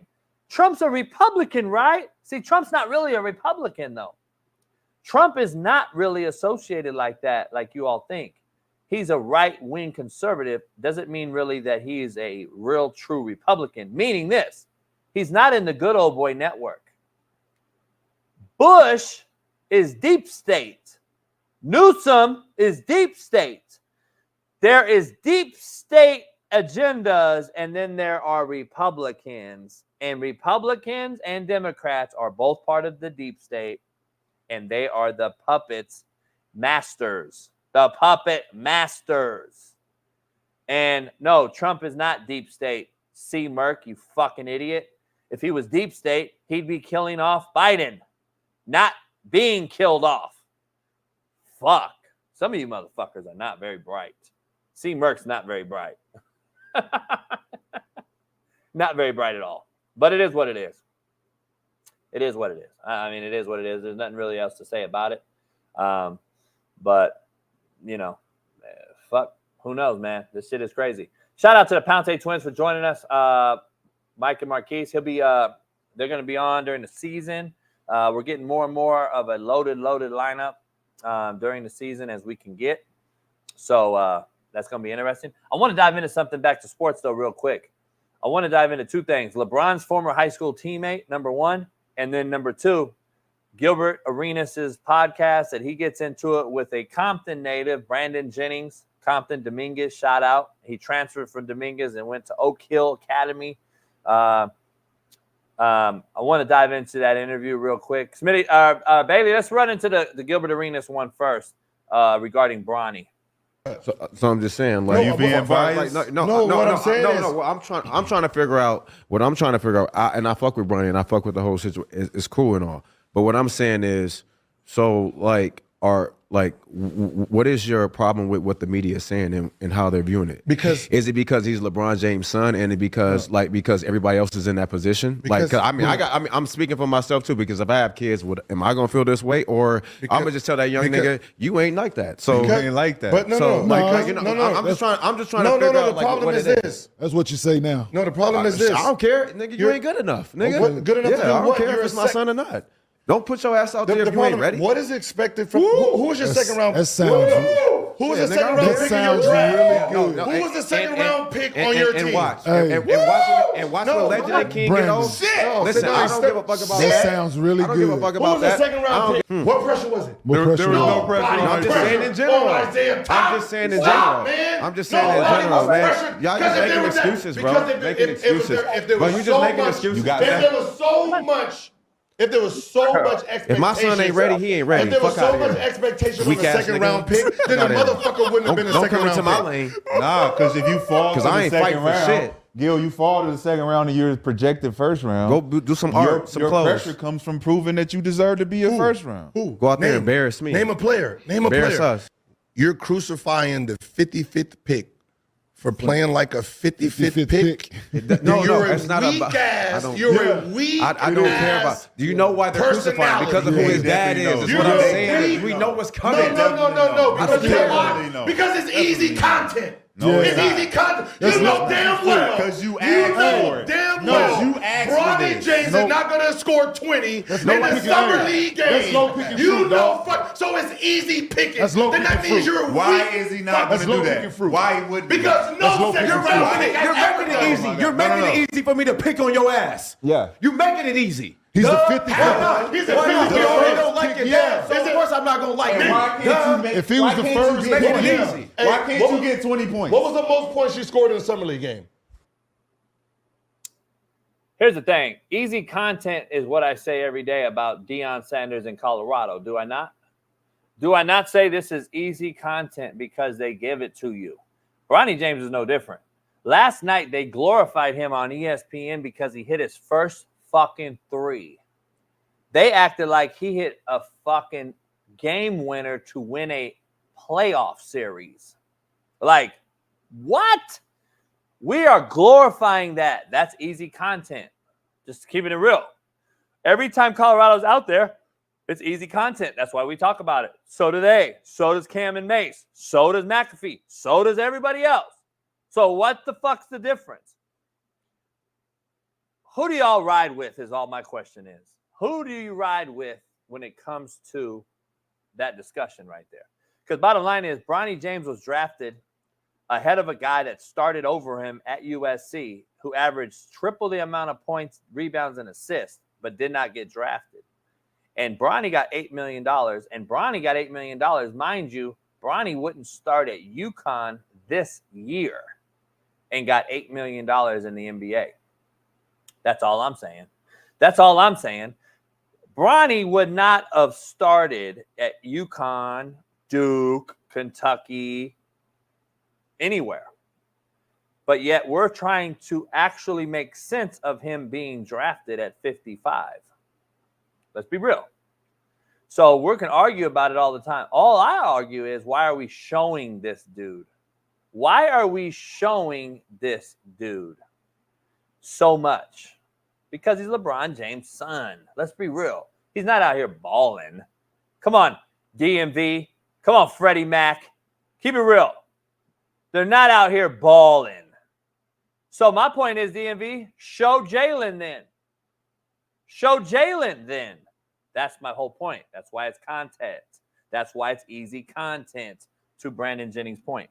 That's all I'm saying. But it is what it is. I've been saying on this show for years, I'm a Kobe guy, of course. Kobe was an assassin and a killer. If you want to say he mocked Michael Jordan's game and copied it and blah, blah, blah, so be it. Fine, say it.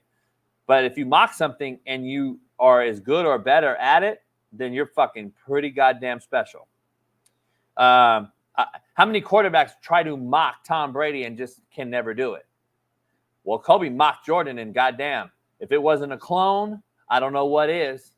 If we clone Jordan today, it would be Kobe Bryant, would it not be? So my point is, I've been saying LeBron's not a killer. He never wants the ball at the end of the game. He never wanted the ball at the end of the game. He never has. He always wants to use the excuse of, I made the right pass. I made the right basketball play. Because you don't have no killer in you. There is no nuts and guts. You think Kobe was going to pass the ball to a scrub in a game 7 and then say, oh, I made the right basketball play? No, Kobe's going to say, I'm going to shoot that bitch. If I miss it, it's on me. Jordan's going to shoot that bitch. If I miss it, it's on me. Or they made it, and they put their footprints in the sand, and now they are who they are. LeBron, there's a reason why who he is. Take a listen to LeBron's former teammate in high school saying exactly what I've been saying for years on this show. Like today's game, is there like a specific player that reminds you of you? Yeah, LeBron James. Yeah, for sure. So y'all are like similar, because I know you were a big like point guard. Yeah, he just took it to another level. That's all. Do you think like he got, I mean, LeBron was LeBron, yeah, obviously, sure. when he was in high school, but like, Yeah. do you feel like he maybe took anything from your game at all? Absolutely, everybody does. But you know what I mean. One thing that you can't teach is heart. You know what I'm saying? And I always been a dog. I just feel like he's not a dog. He don't want the ball at the end of the game. Like, you know what I mean? He don't want to be judged for making the wrong play. I don't care about making the wrong play. What makes you say that? I mean, I just watching him in the finals. Oh, you know what I'm saying? So big decisions he turned down, you know. So it's just, I mean, I just feel like he don't want to be judged. And who cares, bro? You're LeBron. Right. Like, you know what I mean? Whether you make it or miss that shot. Yeah, because Kobe taking them all. Kobe's taking it, and Lenny is too. Here's the bottom line, too. I want to make sure you clear. LeBron doesn't even have a last-second shot. He don't even have it in his bag, Travis Johnson. He don't even have a shot-making ability to win a game around the rim. He has no left hand like Jordan or Kobe. So, although I want to disagree with you, Travis Johnson, Wido, go look at his last shots in meaningful games and tell me what he did. He couldn't even get a fucking shot off versus Denver 2 years ago. He couldn't even get a shot off last year, late in the game around the rim. Come on, man. Don't sit up here. You can say I'm not a basketball guy all you want. I'll talk about basketball with anybody in here.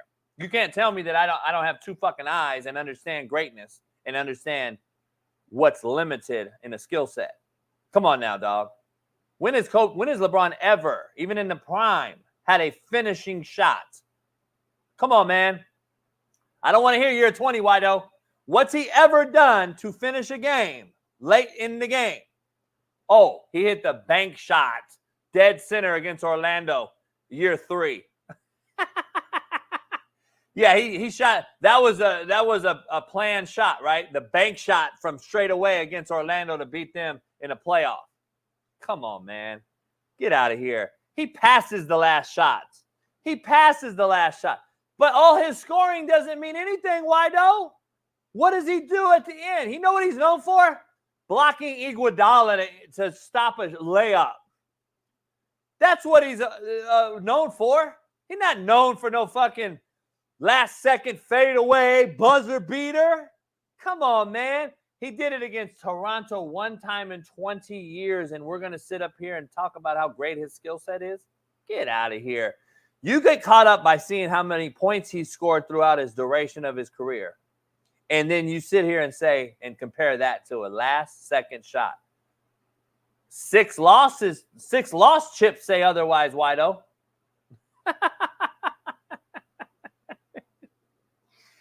4 chips? What about the 6 lost chips? I would say that there's no way in the world Kobe and Jordan lose 6. Come on, man. Get out of here. I love the dick riders, too. Like, this guy right here. This is all he can say. You drunk, bro, get out of here. But has no backing to it. He can't say anything other than you're drunk, get out of here. He can't bring no stats, no facts, no data to the table because he's a dick-riding bitch boy who's a fanboy in the chat talking about nothing. You are an absolute nobody. Hammer walls. That's all you can say. Break down his skill set, Hammer Walls. We're going to wait for you. Come on. I'm waiting. I'm waiting for you, Hammer Walls. Oh, here's Hammer Walls' stats. Coach, you're embarrassing yourself. Then I said, Hammer Walls, give me some stats. Stop it. Where's your stats, homie? Oh, okay. I'm just waiting. My bad. Just waiting. Just waiting. Again, you dick riders can't ever talk. You can't sit up here and conversate because you don't have no conversation piece. That's why you get no pussy. You got no mouthpiece, homie. You motherfuckers can't talk with me. That's the problem. Get the fuck out of here, man. It is what it is. You can't. Where's he at? Oh, he still hasn't came back with no hammer walls. There's more. Oh, there's your stats. I'm giving this motherfucker 5 chances. He's yet to come with anything real. Yet. Not one piece of fucking argument. That's all this motherfucker comes. That's all he keeps saying. Yeah, you're right, Mike. Next, I'll be racist. Next, I'll be fucking this. These motherfuckers are clowns, homie. It's fucking clown central by the non-members in here. Unless you're a real non-member or a fucking gifted non-member, you're a fucking clown. I'm just going to be honest. You should be goddamn embarrassed. You should be fucking embarrassed. I'm going to be real. Bring in my theme music. It's time to get funky and get a rant going. Let's go. It's Compton in the house. Without a doubt. It's Compton in the house. Without a doubt. It's Compton in the house. Without a doubt. Yeah, I'm rocking the Trump shirt. Fuck you mean? Shit. Why not? Why not? Here's the cool part. Why not? Like, why not rock the Trump shirt? Here's the problem. Is the Pouncey twins, according to my dick riding haters, you can't be from the hood and like Trump. That's what they say, dog. That's all I'm saying. Last thing I know, and I checked, if you go check the hood, I don't think you really want to fuck with the Pouncey twins and who they grew up with. They're pretty hood. They're pretty connected. Last time I checked, they actually defined the word hood. But guess what? They Trumpers. Why is all my OG homies Trumpers? But I'm losing followers from kids that think they looked up to me and I'm the disappointment to the black community now. What? What? The fuck out of here with that bullshit. You motherfuckers are just ignorant and dumb as shit. That's the truth.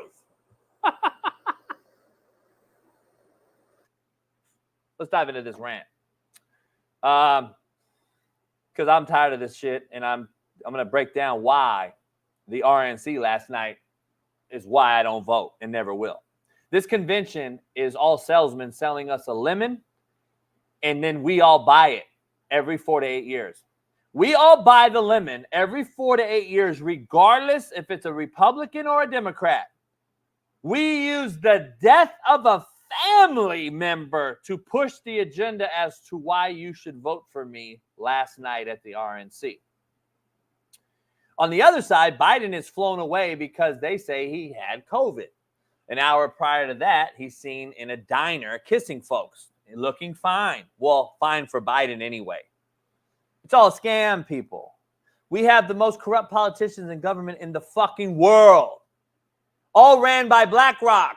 Commercial on BlackRock, by the way, ironically had this same 20-year-old shooter was in a BlackRock commercial, and then Bush and Soros buy 12 million stock of Truth Social a day before he was attempted to be assassinated. Coincidence? Or are we going to wake up and say the deep state is both Democrat and Republican, and everyone else are puppets in the show? There are no coincidences, people.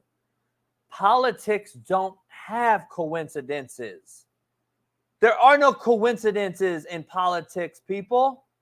It's been written and will continue to be written the way they write it unless it's fucking taken over. Stop fucking thinking that you have a real vote of this thing. Stop thinking you really controlling the outcome and the narrative of what's going on. Stop. You guys are an absolute mockery. The media is a mockery. The media pushes what they want. Listen, last night, Trump's granddaughter got on stage and it gave me cringe vibes. I had to shut it off. And listen, yeah, I'm endorsing Trump. I've already fucking said it. And doesn't mean I'm voting. But this lady, young lady, got on stage to promote her grandfather. And I sit there and I'm like, this now is going to, what is this young, attractive female doing? She's attracting the young audience. Okay? Caleb McLean just said she can get it. Exactly my point. See what I'm saying? You guys understand there is a ploy to all this. She couldn't even really speak very well. It was absolute joke to watch. But see, when I come on here and speak about both sides, at both sides of my mouth, everyone's like, you just said you endorsed Trump. And now you're over here talking shit about what I witnessed last night at the RNC. Because I'm a realist and I give you the real. It's both sides. They attract and want to push both sides. And by the way, all the weirdos in the chat, she's a young kid. She's not even fucking 18. So you're weirdo fucks if you all look at her that way. But I want to be clear. I watched all these different people go on there last night and talk. You had a guy straight out of jail. And guess what? He got out of jail. So guess what everyone does? The left does this. Because I was charged, by the way, with 8 felonies. I beat the case, of course. But I was charged. Trump was convicted and charged. And we'll call him a felon sitting up there. And then we got a guy straight out of jail coming up there and speaking at the RNC last night. And everyone on the left, all they can say was, Republicans love felons, love convicted felons, love people in jail. He was let out. He did his time, homie. How long do you want to hold that over him? You don't talk about Biden's son being a whore-chasing cokehead, do you? You don't talk about what's on his laptop, do you? It's funny how both sides push bullshit to get both of you to vote their way. Like, wake the fuck up and just be honest. Be real. I don't go for bullshit. If you haven't noticed, that's all I'm doing. I don't go for bullshit. That's just what it is. I don't go for bullshit. So you can say what you want to say. I'm going to call it out. And then you have Biden walking upstairs to an airplane who can't even walk. He can't even walk. And the left really thinks he can operate a nuclear weapon or type in a code? Come on, man. You guys got to wake the fuck up. I'm just being honest. Like, you got to wake up. Be real. And then everybody that thinks that he can do that, you still think he can do it for 4 more years? So guess what I do? I'll endorse the guy that my pockets were fatter with because I know that both sides are bullshit. I'll go with the side that the gas was lower with. I'll go with the side that chicken was real with. I'll go with the side that watermelons were real with. I'll go with the side that groceries were cheaper with. I'll go with the side that our border was not like it is now with.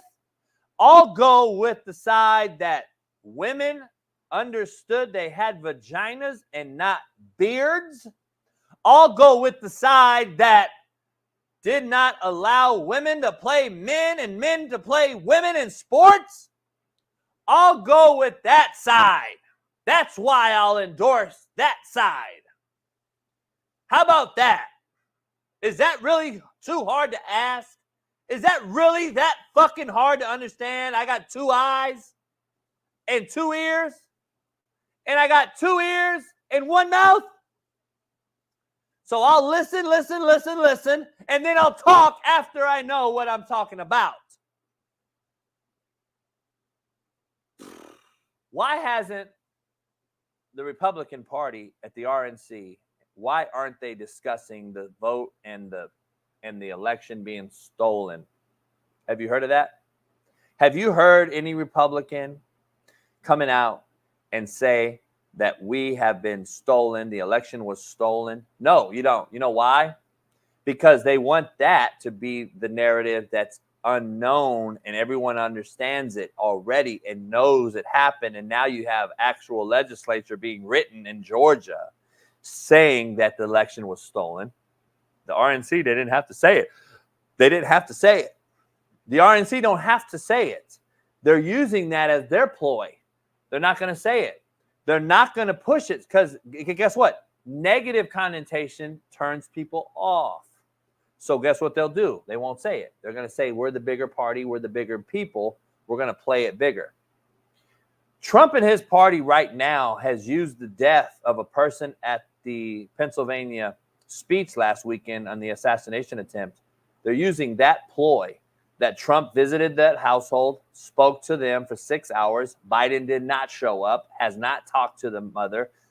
They're also using the ploy that Biden called the mother, but the mother did not answer the phone because she doesn't want to hear from Biden. They're using that ploy. Have you not figured that out? That to me is a disgusting thing because that is, again, why politicians and priests are the two most crooked people on planet Earth. Period. I don't get it. Like, I don't want to talk to you about my son that died at your speech. I don't care that they tried to get you. That's why, but my kid died from it. My kid died from it. And that's sickening to me as an American. It's no longer about America, people. I don't understand why you haven't figured this out. And I'm looking in the crowd and I'm seeing these older ladies sitting there like this, crying. God bless you, standing up. You guys are so fucking influential and influenced that it's sickening. I would be fucking damned to be sitting there worshiping another human, especially in America when I know for a fact that a lot of this shit is prefabricated and it's already on the agenda years ago, and now they're just going through the process. They're just checking off their calendar boxes, checking off the dates, and that's what they're doing.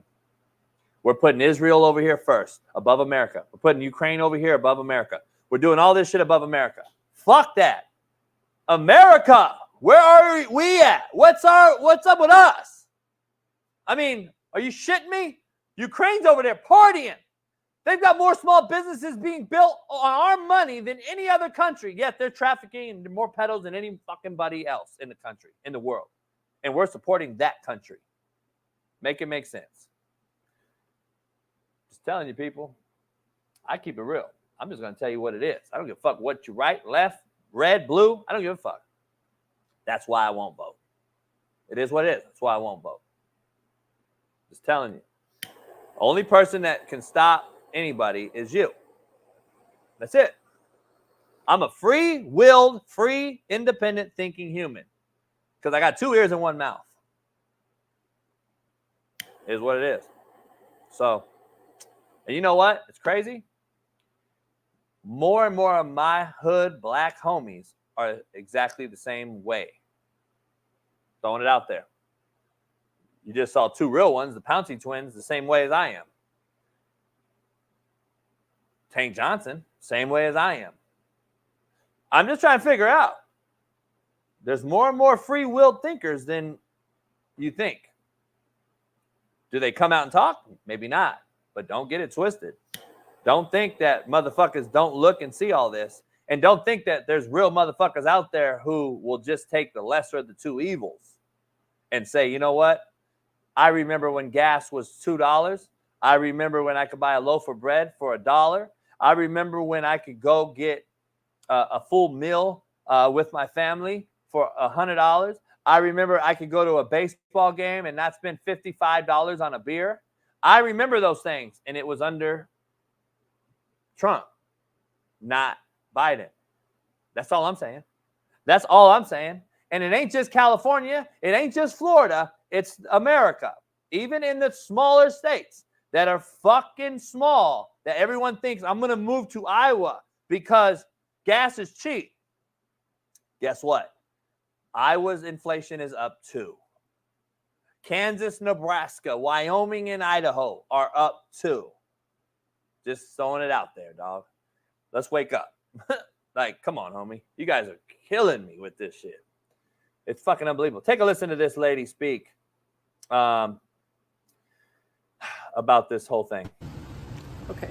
My name is Lori Levi. I'm from Canton, Michigan, and I have been a Trump vendor for way back, ever since 2015.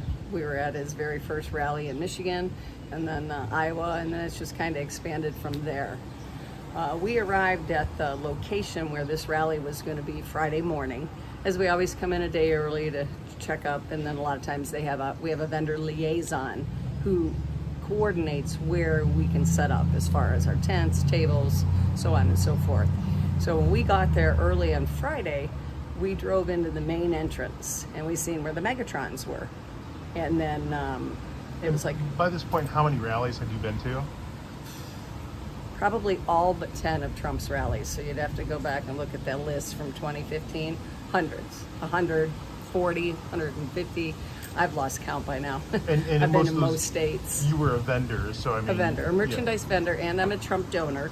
And I also supply Republican offices around the country with high quality merchandise so that they can be supporting and raising money in order to help get out the vote efforts, help support their local candidates.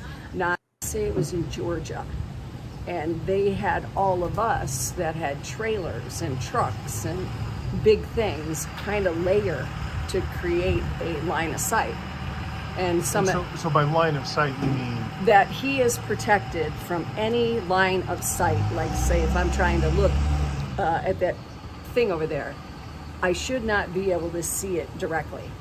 Same thing, line of sight. I also work church security at our church in Plymouth, Michigan.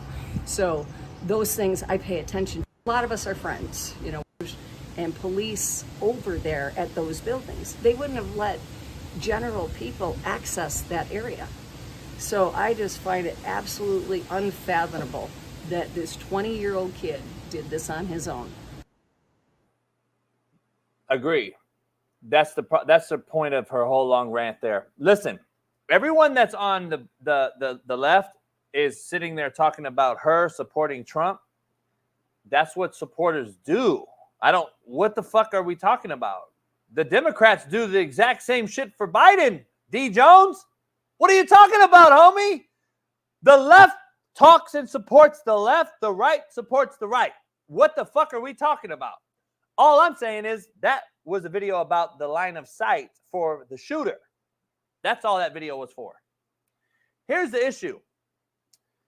Yes, that girl she is the epitome of what a Trump supporter looks like. It is. But have you seen what the Biden supporters are? They're people with pussies that have beards. Come on, homie. Let's be real. Come on, homie. And by the way, if you go through America and you put all the women on the right and then all the women on the left and go through, who y'all hitting? I'll wait. The Trump supporting females are much better than the fucking Biden ones. Let's keep it real. It's all made up humans over there. You don't even know who the fuck got a pussy or a dick. At least I know who has a pussy over here. Let's keep it real. At least I know that who has a pussy. That's all I'm saying. Y'all can talk all that shit you want. At least I know what my dick's going in. You out your motherfucking mind, man. God damn. And by the way, it doesn't matter how blue in the face I get talking to you about the right, how blue in the face I get talking to you about the left. I am not changing your mind. You're not changing mine. The right's not changing theirs. The left's not changing theirs. That is why it is what it is. If you're a Cowboy fan, die hard, guess what? You are a Cowboy fan forever. No matter how bad Dak Prescott is in the playoffs, you are a Cowboy fan for life. If you're a true Laker fan, you're a Laker fan forever. regardless if Bronny James was drafted or not. So if you are a hard left-wing fucking liberal, you are going to vote left-wing liberal forever. And I'm not changing it. And all the JBs in America aren't changing it. All the Trump fans in America aren't changing it. And you're not changing it on the other side either. Let's keep it real. Come on, man. It is what it is. So we're in a fragile state. That's all I'm saying. Freddie, I'll talk about whatever I want to talk about. I mean, like, you go talk about whatever you do. God damn. This is what the left looks like.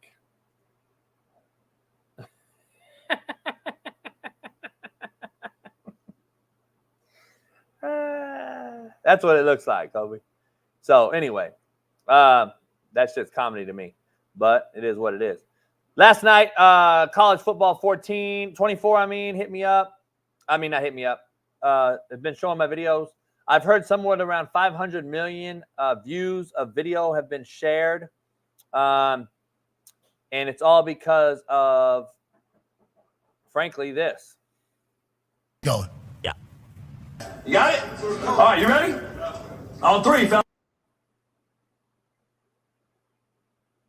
That's the video that took over the internet when it comes to this college football. Can't show too much of it, but that's the. Do you understand why I'm the way I am? I can't show a video of me. That's me, by the way. I'm the fucking reason why that was the most watched show on Netflix. Let's keep it real. I'm not being cocky. I'm telling the truth. It ain't bragging if it's true. That's the truth. I think everyone with the fucking eyes will tell you that's the truth, right? I can't show my own fucking video because I'll get copyrighted on a platform like this. I had my video taken down from TikTok of the person in the video being me. But everyone and their mama, nobody's can share me across all platforms. Make it make sense. That is why I talk how I talk and why I talk like I do. Because I'll be damned if I'm silenced just because you tell me to be. Fuck that. That is why I don't agree with all this shit that we get canceled for. And you see why McAfee ended the conversation yesterday and had to say, you know what? We don't reflect JB's take on certain things. We can't talk about because he's at ESPN now. It is what it is. I respect it. But look, he's gained more followers after he got on with them. So if he leaves, guess what? He'll be bigger than he was before. And let's say he takes his shit to Netflix. Let's say he takes it to Amazon Prime. Let's say he takes it to somewhere else. There's a lot of people out there that'll take McAfee on their platform. And I said broads. I guess, you know what's crazy? I said broads. And do you realize how many people took that more offensive than if I said bitch? Let that sink in, homies. Let that sink in. I could say bitch. Because Pat said bitch about Caitlin Clark. You remember?